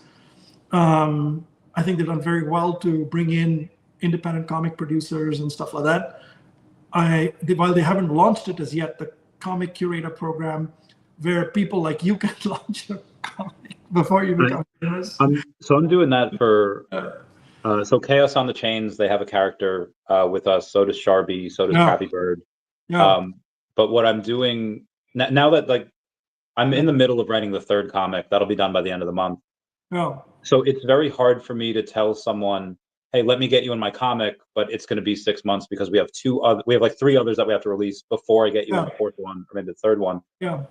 So Ladies on the Chain, I'd interviewed Pixie a couple weeks back, and then also yesterday from Ladies on the Chain. She came on the channel for like an hour. And I told her about it, and she's like, well, we probably have a couple artists in the community. I was like, that's great, because a lot of artists charge a couple $100s per page. And she's like, what would the story be? And I was like, oh, I'll write it for you. So I charge, like, my rate is like half, because her Ladies on the Chain, it goes for what is it? It's like animal charities. Like it's called like the Soul Sanctuary. So it goes to animals, and I was like, I'll do it at a super cheap rate. And this way, even though there's like a couple thousand people in that community and maybe a couple hundred get on, if I do that for like 10 communities, suddenly you have thousands of users by the end of the year. So that's my initiative. I'm going to get a bunch of these people on. We'd like to believe that those things happen. I think the other thing with comics is VeVe has something called VeVe exclusive covers, right? I think there's multiple doors to bring people into this whole ecosystem. And Okay, final offer, Pokeball and a Corona for the misprint. Abe, I'll have to, he's just distracting me, man. This is like, you know. All right, listen, we'll definitely, We'll talk, Abe. We'll talk. On a different day, I'll bring it out and we'll do something fun with it, all right? I just don't want any sort of vanity associated with it because it's got my name on it, even if it's a misprint, but we'll do something, okay? We'll do it in the context of Marvel Comics or something like that. Anyway, but yeah, I mean, you know, the other door that I was talking about, Randy, is, so VeVe has something called VeVe exclusive covers. I think they've done only 5 or 6 so far where they've actually physically printed older comics with VeVe exclusive covers, physical. And they're also getting graded with VeVe labels and this, that, and the other. And my belief is that if you take the very popular older comics and, you know, merge them with very popular covers by modern popular artists, in a limited quantity, it's physical with a limited quantity, with or without a digital equivalent done together. I think that's a way to attract a slightly different audience. You know, people that collect comic covers. You know, like for example, Jermaine, I think he's a big Hulk 181 guy. You know, he's a big Sandman guy too. But anyway, listen, for something like that, you know, he would definitely, first of all, I think he'd want to do the cover, right? He'd definitely want to do the cover. Yeah. But you know, even if it's somebody else's cover, something like that, he'd want to collect. Jermaine's a huge comic guy, man, huge comic guy. But those are the kind of, you do a Peach Momoko cover, you know, things like that. Those will bring in a lot of new audiences and stuff. And see, amongst all these different companies that are out there in the digital realm, I don't think any of their CEOs has a level of knowledge of comics like the way David Yu does. I don't think anybody does. Agreed. And even amazing. Like he's freaking amazing, right? There's also a lot of, even if David has gaps in his knowledge in certain things, he's got a bunch of people in the community, like Sleep in Comics, like Comics and Crypto, that are like, hey, what do you think of this? And and he's got all the help and stuff, and he knows everybody too. He knows all these artists. I mean, every one of them, and he's a personal relationship. He's collected their work, and he knows all the middlemen too. You know, the I don't know what the right word is, distributors or whatever. Not distributors, like the guys who, agents. You know, he's got all these agents of these comic creators and stuff. He knows them. He goes to Lake Como. He goes to all these events all over the world, in Asia and the US, all over. So, you know, he's got that ability to kind of figure out what's an interesting door to open to bring people in. And, you know, it's not the right environment right now, I guess, to bring, you know, there's not that many coming in, but he's not short of ideas, you know, and I think it just takes one really good idea to kind of work. You know, I don't think, you know, the digital comics idea was a bad one. I don't think, you know, like you just have to, sometimes it's no different than how they came up with the idea in 2016 and then had to freaking wait till 2021 to make money on that idea. You know what I mean? And, you know, it might mean that they have to stick around a little longer on this, you know, with this idea and try new things to get it done. We'll see, man. Like, what do you think? I mean, you're a comic guy now. You're building a comic. What do you think of the Comic Curator program? Like I said, my job here is to, I mean, the goal is to get like 10,000 new users myself by the end of the year. But even if I fail and get like half that and get 5,000, that's still fine. Oh, you want to make 5,000 what? New users on the app from these comics. Okay. Because like all the ones from Chaos on the Chains, Crappy Bird, Sharby. So SHIRO's coming on. I don't have anything to do with their comic because that's already written. They just have the artist to redo certain things. But SHIRO has like 60,000 followers on X. They have 20-something thousand followers over on. Yeah. And I just interviewed the Voltinu community recently. Yeah. You know, 130,000 followers over on X, and I put in a pitch tag. I was like, hey, here's what I could do for whether sponsors or the channel or sponsor me in the new show that I have over on Mondays, or if you just want me to write your comic book, like, and I would give it to them at certain discounts or certain things. So my idea is that the thesis is that they've got enough money, even if they don't have enough money, they could raise money whenever they want. And they're not just going to raise like a couple million. They would raise like $10 million, $15 million. Yeah. And they'll be able to, like a doctor that says like, okay, you have these diseases, we're going to figure out the right combination of meds. And once we figure that out, you're golden. Yeah. the VeVe app, or I guess the NFT market in general was kind of sick because of the horrendousness of the bear market. It got shoved down, and the tariff war. But tariff war is coming to an end. ETH is pumping now, so they're going to get that right combination of meds of just like, okay, what is the mint numbers for this? How do we go in and get the fans of these IP on? Like, they're going to get that correct at some point. Do they get it correct in the next month or so? And even if they do, the NFT market, that Banana Zone might not be there yet, but that'll happen at some point. I was talking to Cosmo yesterday, and I was like, when would you get worried if nothing's pumped? He's like, by December, if like we haven't like pumped, or if we haven't, the NFT market's not back, then the NFT market's just not coming back, and then it's just not VeVe's time. But again, Raoul Pal puts like hundreds of thousands into these NFTs. Not he hasn't talked about VeVe yet either. I'm sure he has some. But he says that a lot of the wealthy do it just to, we have one of ones. A lot of the wealthy will do it just to have these like kind of tax havens to try to like hide money there. Not condoning that, just saying that's what they'll do. And some of the stuff on VeVe, like the prices are stupid low. And a lot of these artists, or these people that enjoy NFT art, are going to go get stuff like, and that's a whole different world that I'm sure you're a part in, and I'm sure that you have much. Some people don't get out of bed for like 9 figures of like $1 million. Cool, it's too cheap. And again, not saying that we're going to have anything like that on here, but some of the one-of-ones here, I mean, all it takes is a couple of people, especially on a one-of-one, to like have that bidding war for something special. Like, and obviously you never want this to happen, but let's say a one-of-one, an artist that we release of that, God forbid they are no longer around. And then suddenly that one-of-one goes crazy. And that type of stuff being done on the VeVe app is like, hey, we could pull in these big numbers, same as these big artists as well.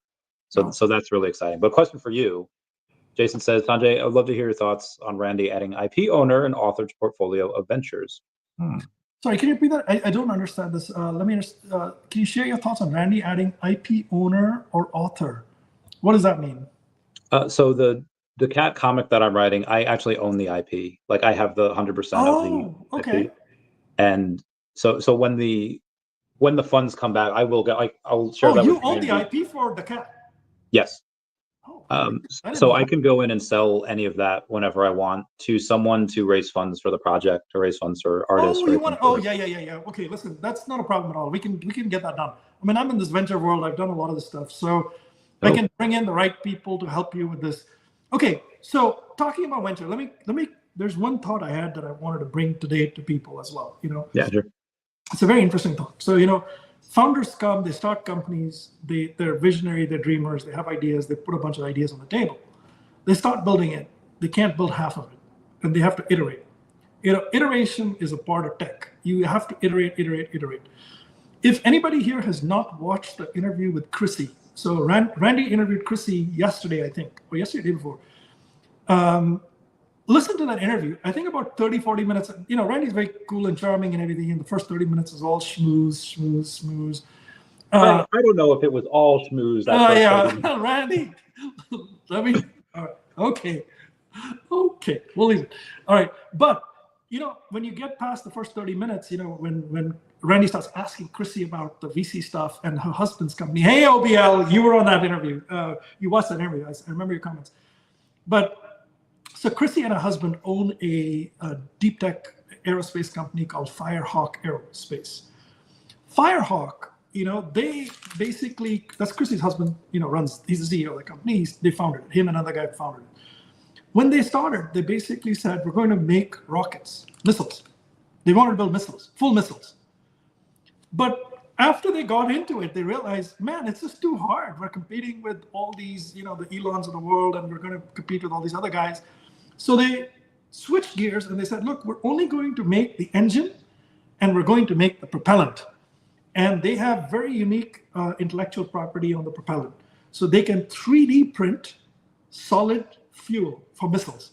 So they have a special material, which is a fuel, missile fuel, which they can 3D print, right? And it's safe and stable, and it's not exploded ever inside a machine, in a 3D printer. And they, I went there and I checked it out, and they burnt some 3D they burnt some of that 3D printed fuel with me right there, like right in front of my eyes. And I was like, oh my God, just a small piece. But the point I wanted to make is, look, all new companies will iterate, okay? And they will have a dream, they'll share some plans, but they'll keep changing, till they get it right. And, there's a perspective, David lied, Dan lied, they said they'll give me this with OMI, they'll do this. Man, when they came up with that idea back then, there was a different world altogether, And as they went closer and closer, for whatever reason, whether it was a lawsuit, whether it was, the regulations, or whether, just them being careful of not violating regulations, it could be a variety of factors. They didn't do something. Now, I'm not saying they didn't lie. I mean, I don't know for sure, right? But all I'm saying is, when I look at companies and I look at the past, like even with OMI, right? I knew all this stuff. Like I never bought OMI extensively till last year. I mean, I had a little bit, Randy, I used to come on your channel, you kept telling me, sell your house, buy this, buy a lot. I had a little bit. I had 5 million OMI, then took it to 10, but not a whole lot of OMI anyway. But I took it to 60 million last year, right? And I knew everything. I'd seen every post about it. And at the end of the day, when it comes to tokens and stuff, collectibles is different. Collectibles I do for fun. I don't need to make money on it. If I make money, great. If I don't make money, I'm not even selling it now, But tokens, yes. Tokens, I want to make money on it, right? It's an investment for me, no different than any other 35, 40 companies I put money in. So that one, I was very careful. I was like, wait. And then, honestly, I was not affected by, hey, they said they will do this, then they said this, then they said this, then they said they'll do this, that I never cared about. And, to me, that was fine. I literally, it was part of the whole thing. I never cared. Though there was one thing that still bothers me, which is the pump and dump.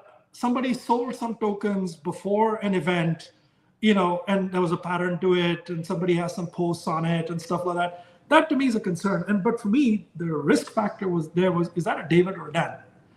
Is David selling or Dan selling? And if it's not them, they're the main guys. If it's any of the other peripheral guys, it's not good, but it doesn't bother my investment in OMI. I'll suck it up. What I don't like that to me is like small fish.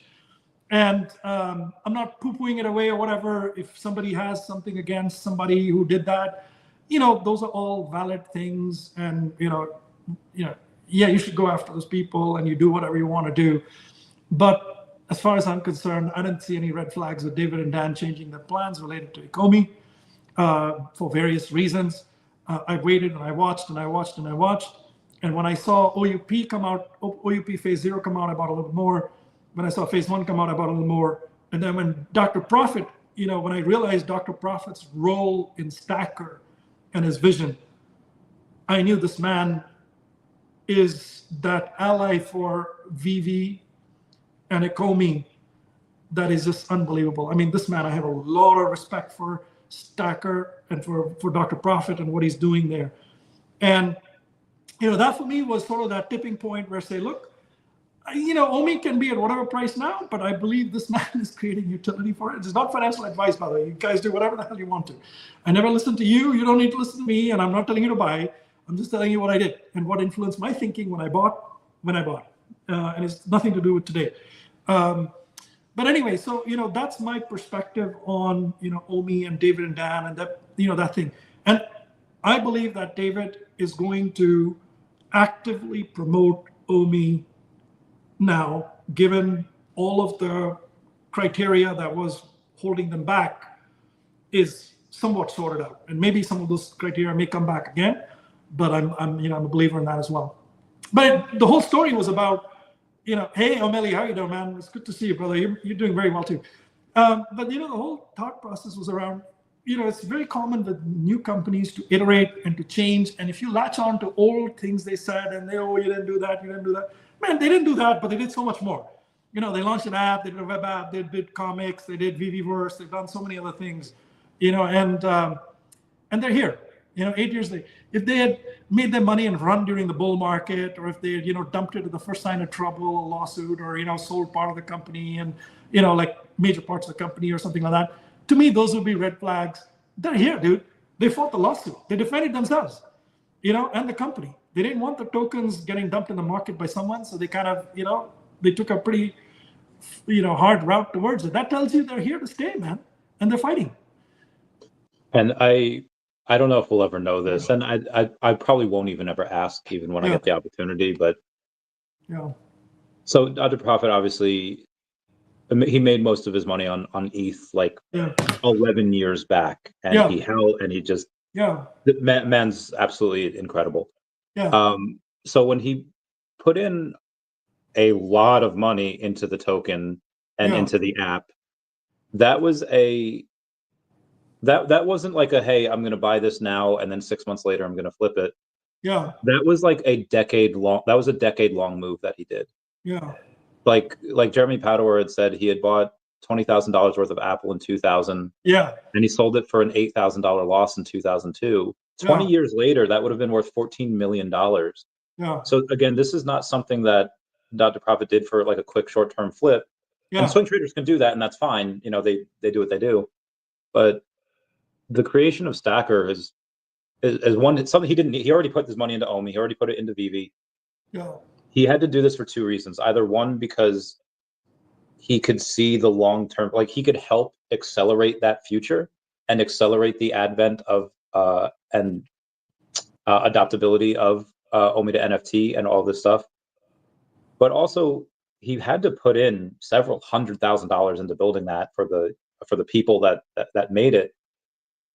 You don't do that without kind of getting now some info like from VeVe, without working with them. Like if you're working with them on a bunch of stuff, you can kind of see what's coming, kind of see. You're talking about Stacker?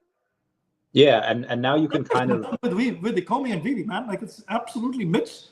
Yeah, like that was VeVe and them working together, the APIs, the lining it up, all the functionality, getting the data back and stuff like that. I mean, so it's like one thing if you're an investor. Execute the transaction that comes on from Stacker, so that requires build on both sides, man. Yeah, so it's not just him as an investor at this point, where maybe David kind of pays attention to him because he has so much. But now that he could advise David on certain things that maybe David might have a blind spot to, you're basically getting another CEO without getting another CEO, and somebody with Profit's money and contacts. It's like one of the most bullish things ever. So I'm hyping myself up. Be careful with that, though. I mean, it's true that he has access to Dr. Profit, but Dr. Profit, I don't think he wants to be inside of VeVe. I mean, he's a third party, and he wants to keep that arm's length distance, would be my guess. I mean, you have to ask him, but I mean, David can go to him and ask him an issue with something. He can give him an NDA for a specific topic, but I don't think Profit will be sort of, like get the same status as an internal VeVe employee. Personally, I think it's good too, and here's why.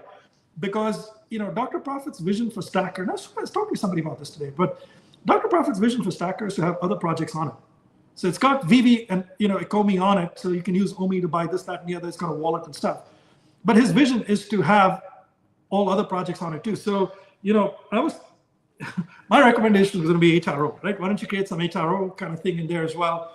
And any other project, like even Candy and Futureverse, it's kind of additional marketplace, right? I don't know how the tech will work on the back end exactly, but or other projects, whether it's other NFT projects, but that will enable an ecosystem of buyers that are not just VeVe buyers, that are able to use OMI and other things, and you have a little bit of cross-pollination in that third-party marketplace. You come in for one thing, and then you kind of do this other thing. VeVe people go buy other stuff on Stacker, and other people come on Stacker and they'll buy some VeVe stuff, and and hopefully OMI is part of that equation, and hopefully he's able to create some broader use for OMI in Stacker beyond just VeVe. I mean, he hasn't shared that with me, but it's purely speculative on my part. But I do know that he wants to expand it beyond VeVe. And so I think if there's anybody else who's listening here from some other project, I would absolutely not shit all over Dr. Profit and make all those allegations about this, that, and the other. I would reach out to him. He's a good guy. He's an honest guy. And he's a bright guy. Connect with him and get your project on it. Because if something happens to any other company or whatever, Profit can basically bring all those users and create that functionality. And he's a good guy. That'd be my thought on it, Randy. I just meant that you get someone that's as high level and as quality that could Oh, yeah. run a company and like, hey, I need help with this, or I need. He's just a great resource to have at that level. Oh, so man, I was he's really what I amazing. meant. He's an amazing guy. I mean, I think David and Dan are very lucky to have him as a customer, as a third-party vendor now, and as a thought partner. I mean, that's amazing. I mean, there are people like that in the VeVe ecosystem, you know. There's a couple of other guys who are great, you know, legal guys. There's a couple of guys who are good in tech. And there's a couple of guys who are very good with all the AR, VR stuff, and they work in companies that actually do the tech side of it. So VeVe is very lucky to have that type of an ecosystem, you know? Agreed. And let's do a... Let's get Recur on Stacker too. You know, honestly, I think we should. I think we should go to Dr. Profit and say, let's get all the Recur stuff on this thing. And let's start with those, you know, with those chromatic, those passes and stuff, right? I mean, that'd be a great idea. I mean, I think it brings in all those people who have it and it gives it a new life. You know? Ed Roldero, that's a brilliant idea. I never thought of that, man. It's a brilliant idea. Yeah, Elmon X would be great. I think HRO cards too, by the way. I think HRO should be moved on to, you know, not move, but create a platform for HRO cards to be done out there. That would be great. I would love Hello Kitty stuff too. So like 2 years ago, I was interviewing David and I was like, how do we keep people, how do we keep these guys excited about Web3 when they invested into a company like Recur that failed? Like, how do we get those licenses? I was like, I'm already working on those licenses. They're like, okay. And I wonder, oh, of course, Master Jimbo Lingo. Thank you. Oh, brother. Very, you know, he's an amazing guy, man. His support, what he's done is amazing. I got to show you guys this. He's still here, you know? Jimbo Lee Lingo gifted a bunch of us these in LA, in DCon. And, you know, I just love it, man. Thank you very much to your wife and your family and you for gifting this. And it's so thoughtfully done, you know? Thank you. So speaking of giving away stuff, let's do the other giveaway. By the way, Jimbo Lee Lingo, do you have this VeVe Gold logo pin with you? Do you have this? Yeah, comment down below. I don't know if you, comment down below, Jimbo Lee Lingo, if you have that. If you have this, please let me know, sir. Yes, yes. So love you. Oh, I love you too, Jimbo Lee Lingo. All right, so basically, you know, if he doesn't have one, I will send this to him. Thank you. You know, I just love what you do, man. So Jimbo Lee Lingo, brother, please just let me know. I don't think you were in New York this time, so you may not have it. But yeah, I will ship this to you. Hello. Oh, there. he does have it. Thanks to VeVe. Okay. General Stephen Duarte. Oh, well, we got this to give away. Okay, so I guess that'll be the giveaway. When actually no, I was gonna. We did only one so far, right? We didn't do. Yeah, we did only one. Okay, let's do this one now. Okay, all right. So this one. Who sings this song? Get your motor running, head out on the highway, looking for adventure, and whatever comes. Who sings that song? And whoever comments that first down below. And you could misspell it by. There's a lot of letters in there, so you can misspell it by like a letter. Oh, we got it. Penguin Colada. Penguin Colada's got it with Stephen. Oh, wait, no, I'm sorry, Penguin. Edgar Silverman got it. I'm so sorry. Edgar Silverman, I see. Edgar Silverman. I don't know who you are, but you got it. But what I will do is Penguin Colada, I will give you a consolation prize. So send me your address and I'll give you a consolation prize. Okay. But so, Edgar, send Mr. MC1 your address. No, don't send me anything. I need it from you, Randy. So whatever's your channel, because you know, like when something like this happens, like I get five DMs all with the same name.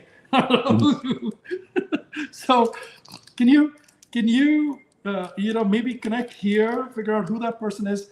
I will look to Randy to give me the name and address. Okay. I could just do it to Jason Pena, right? I'll do it to Penguin because Edgar says he can have the win. So I was like, okay, so Penguin, you're gonna get that bread. So Penguin, send me your stuff. Okay, Penguin. All right. So you send me the name and address. It's a physical one. You don't have to give me your name and your full address or whatever it is. If you're in the US, I can write, whatever. You can call yourself whatever you want as long as the address is correct. If you're international, I will need your actual name too, because the customs form, they don't allow you to write all this, penguin, whatever stuff. They want your real name. What is that? Elvis Chavez. All right. Anyway, so, but listen, you don't have to give me your address. You can give it to your, you send me your friend's address, a work address, or whatever else. It's fine. Okay, he's in the, so Penguin's in the Netherlands. Oh shit! And he's saying Penguin's saying to give it to Edgar, so we can take it to. Well, we can give it to Edgar then. We try to give it to each other. Well, yeah. Okay. Edgar, let me do the. Let me send it to Edgar then. Let me send it to Edgar then. That's great. Let me send it to Edgar. Okay. USA. It's easier too. The whole customs thing is just a nightmare now. Yeah. I mean, I'm going to what's that place anyway? But Lisbon and stuff. But anyway, let's get this to Edgar won it. We'll get it to him in the US. Get me a name that you want me to ship it to and the address, and I'll get it to you. Speaking of USA, how do you feel that fact that we have an American Pope, American Peruvian Pope, just like me, like. I think it's pretty cool, man. I suppose. Well, partly as a Peruvian, that's doing something worthwhile. I think it's nice. I'm not jumping with joy or anything. I think, I'd be okay if it was like, a European Pope or a Pope or an Asian Pope or whatever. I'm not Catholic, but either which way, I mean, I think it's cool. It's cool. Same. And as a Peruvian, I can see the sense of pride that you have in, Peruvian origin person kind of becoming the Pope. I mean, it's really cool. Randy, so congratulations. By the way, there is one other topic. You'll have to shut me up if you don't want me to say this. Okay.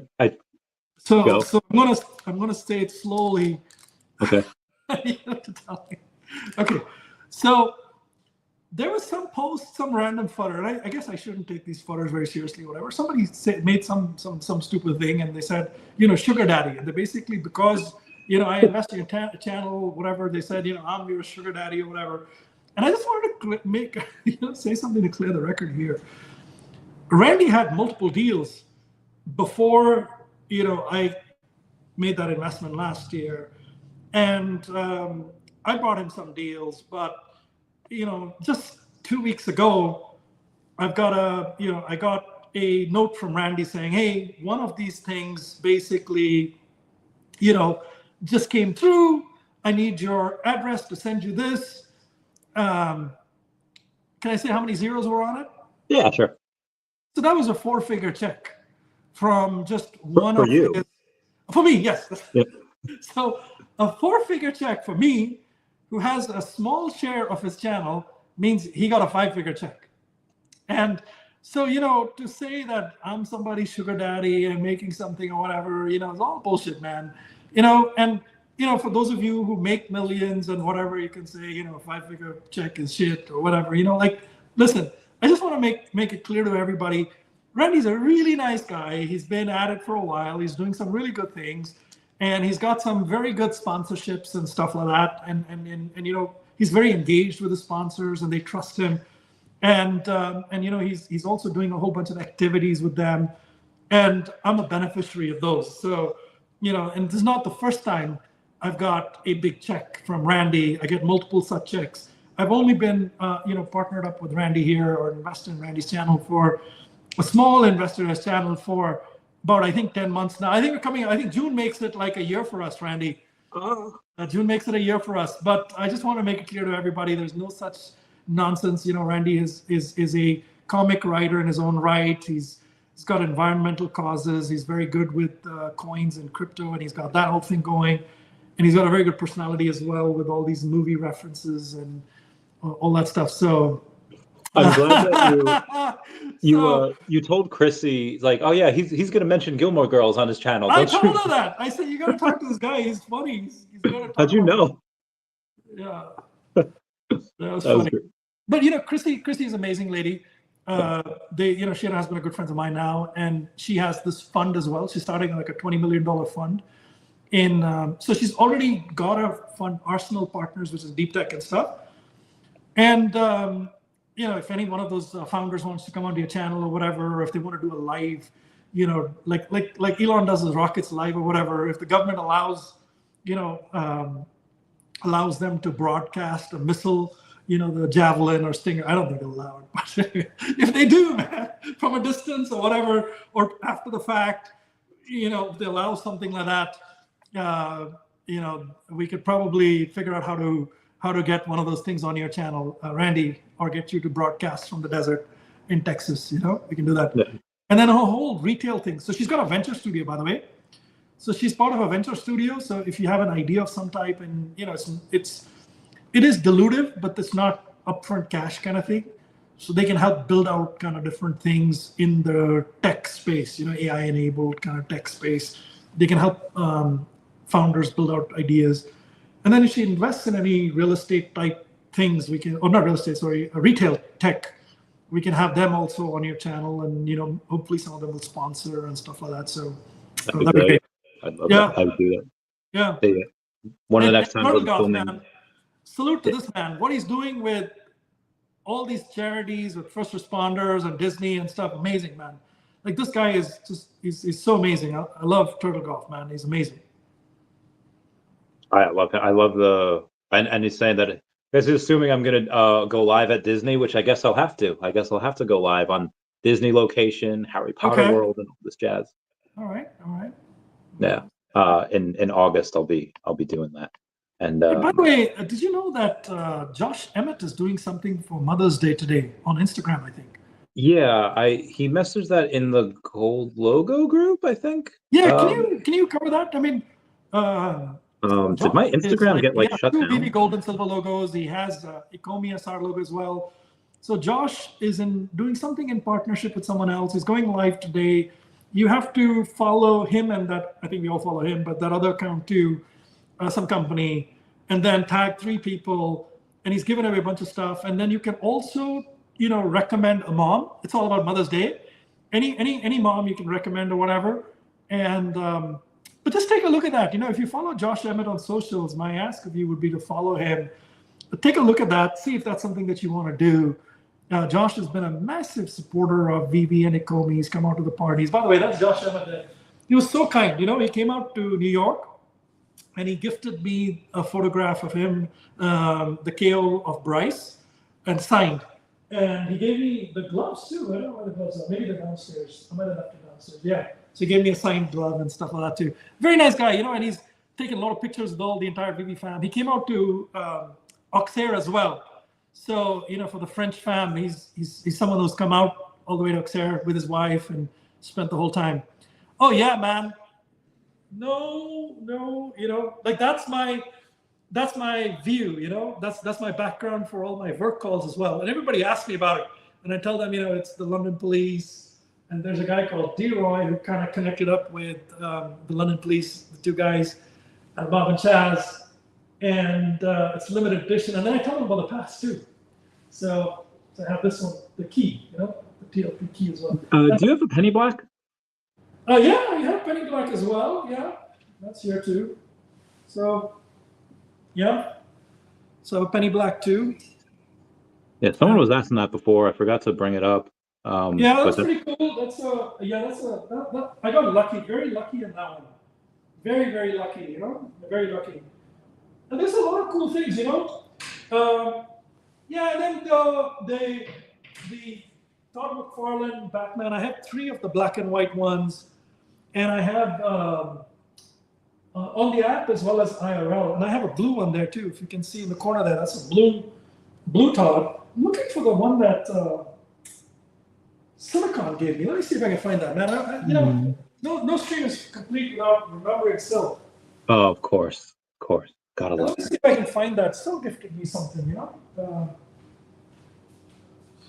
Anyway, yeah, it's 100% at the top. I know it's a very nice display. I need to get some nice display. Now, don't get me wrong. I have Dashi, and Dashi's really cool. But maybe back there I could hang up some artwork next to the pool table, next to Dashi. Or as the bull market goes up, I might go and give Dashi a little friend, a little poodle for him to, get that bread in. Okay. I can't find it. It's somewhere else now. I might put it. I've got to find it and put it on display. But yeah, Sil sent me a tiny the chibi version of it as well, and that was my first. Oh, sweet. Yeah, my first Funko. I never collected Funkos. I have a few now, but Silicon gifted me my first Funko, and that's why I love giving away stuff on the channel, because you just you just inspire, influence another collector, man, in some way. Sometimes, Yeah.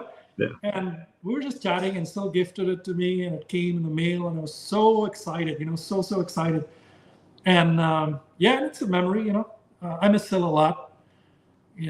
We did all the bat calls together, we did, he inspired me to pick up 3 more bat calls than I had. I wanted to pick up only 2, but he inspired me to pick up 5. And I think Lori promoted. I told Lori about it. She promoted into it too. But yeah, man.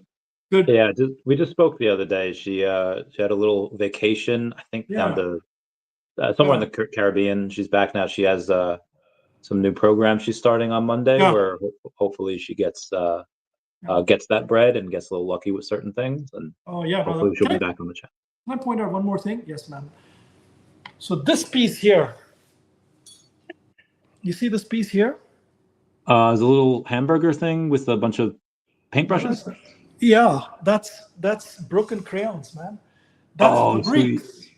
That's Fabriques, and that piece is made with broken crayons, and it has broken crayons.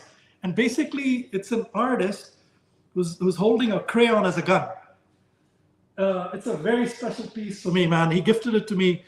I have a lot of love for Fabriques, man. He is just so generous. When you talk about community, there's people, there's so many gems in our community hidden all over, and just all love, man.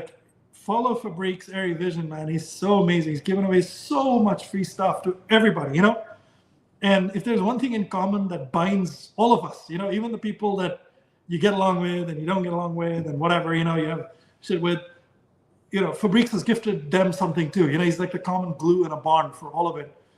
But yeah, baby, cool stuff, Yeah, I thought I had a photo of his stuff at San Diego Comic-Con, but I guess I don't, unless it's not in my downloaded. Maybe it was somewhere else. I'll find it and I will show it at some point. Very cool. Yeah, big. So we have Cool Mo saying that there are big days ahead. Do we know what day we're gonna have that video tomorrow? I don't know, but my ask of people would be, look, you're gonna come at this decision from that's been made, where you don't have control over. It's already made. Ben's gone, Mitch is gone, David and Dan are running it. My advice to people would be, come at it from a point of constructive feedback. Celebrate it if you feel like it. If you believe that you want things to be different or whatever, just make sure your points are constructive, because then they'll get heard. If you just kind of scream and you did this, and there's a rant, it's not going to have the effect that you want it to. But yeah, anyway, that'd be my thought. Very nice. So NFC for Lisbon. So there's an email sent out to level 100s the other day saying hey, in a couple of weeks in London. No, that's not Lisbon. That's London. I know that's London. So it's my segue. If you have the level 100, you're going to be able to go here for X, Y, and Z, and it comes with certain things. And then I guess going into that, because the event, there's no booth over there, but in Lisbon, where apparently stuff is going to be absolutely bananas. Yeah. Can you give us a little insight? Look at that. Yeah, I had to represent to meet Gary. Me too, man. I got the VeVe Gold logo shirt. This is the one I have this one too, but you probably have to get it soon, Randy. I'm not. I'm way too far away. Journeyman someday, Oh yeah, one day I'll get it. But there's can you give us a little insight? I think the first 100 get it. Yeah. The first 100 get it. So acceleration, I guess, is the key if you're on the cusp. All right, sorry. Go ahead, Randy. I'm sorry. Oh no, what type of insight can you give us on Lisbon? What type of stuff is happening there? What type of parties? I don't know all the details, but what I do know is in Lisbon, Dr. Prophet has promised to outdo any of my parties, rooftop parties. So Dr. Prophet has organized a rooftop party on one of the days. And I don't know if it's the same as a VeVe party or not, but my sense is that there would be a party every night in Lisbon. One might be the Profit one might be a VeVe one, or Stacker one or something like that. But yeah, so there'll be that. One of the days, a bunch of us are going to go and travel around Lisbon as well.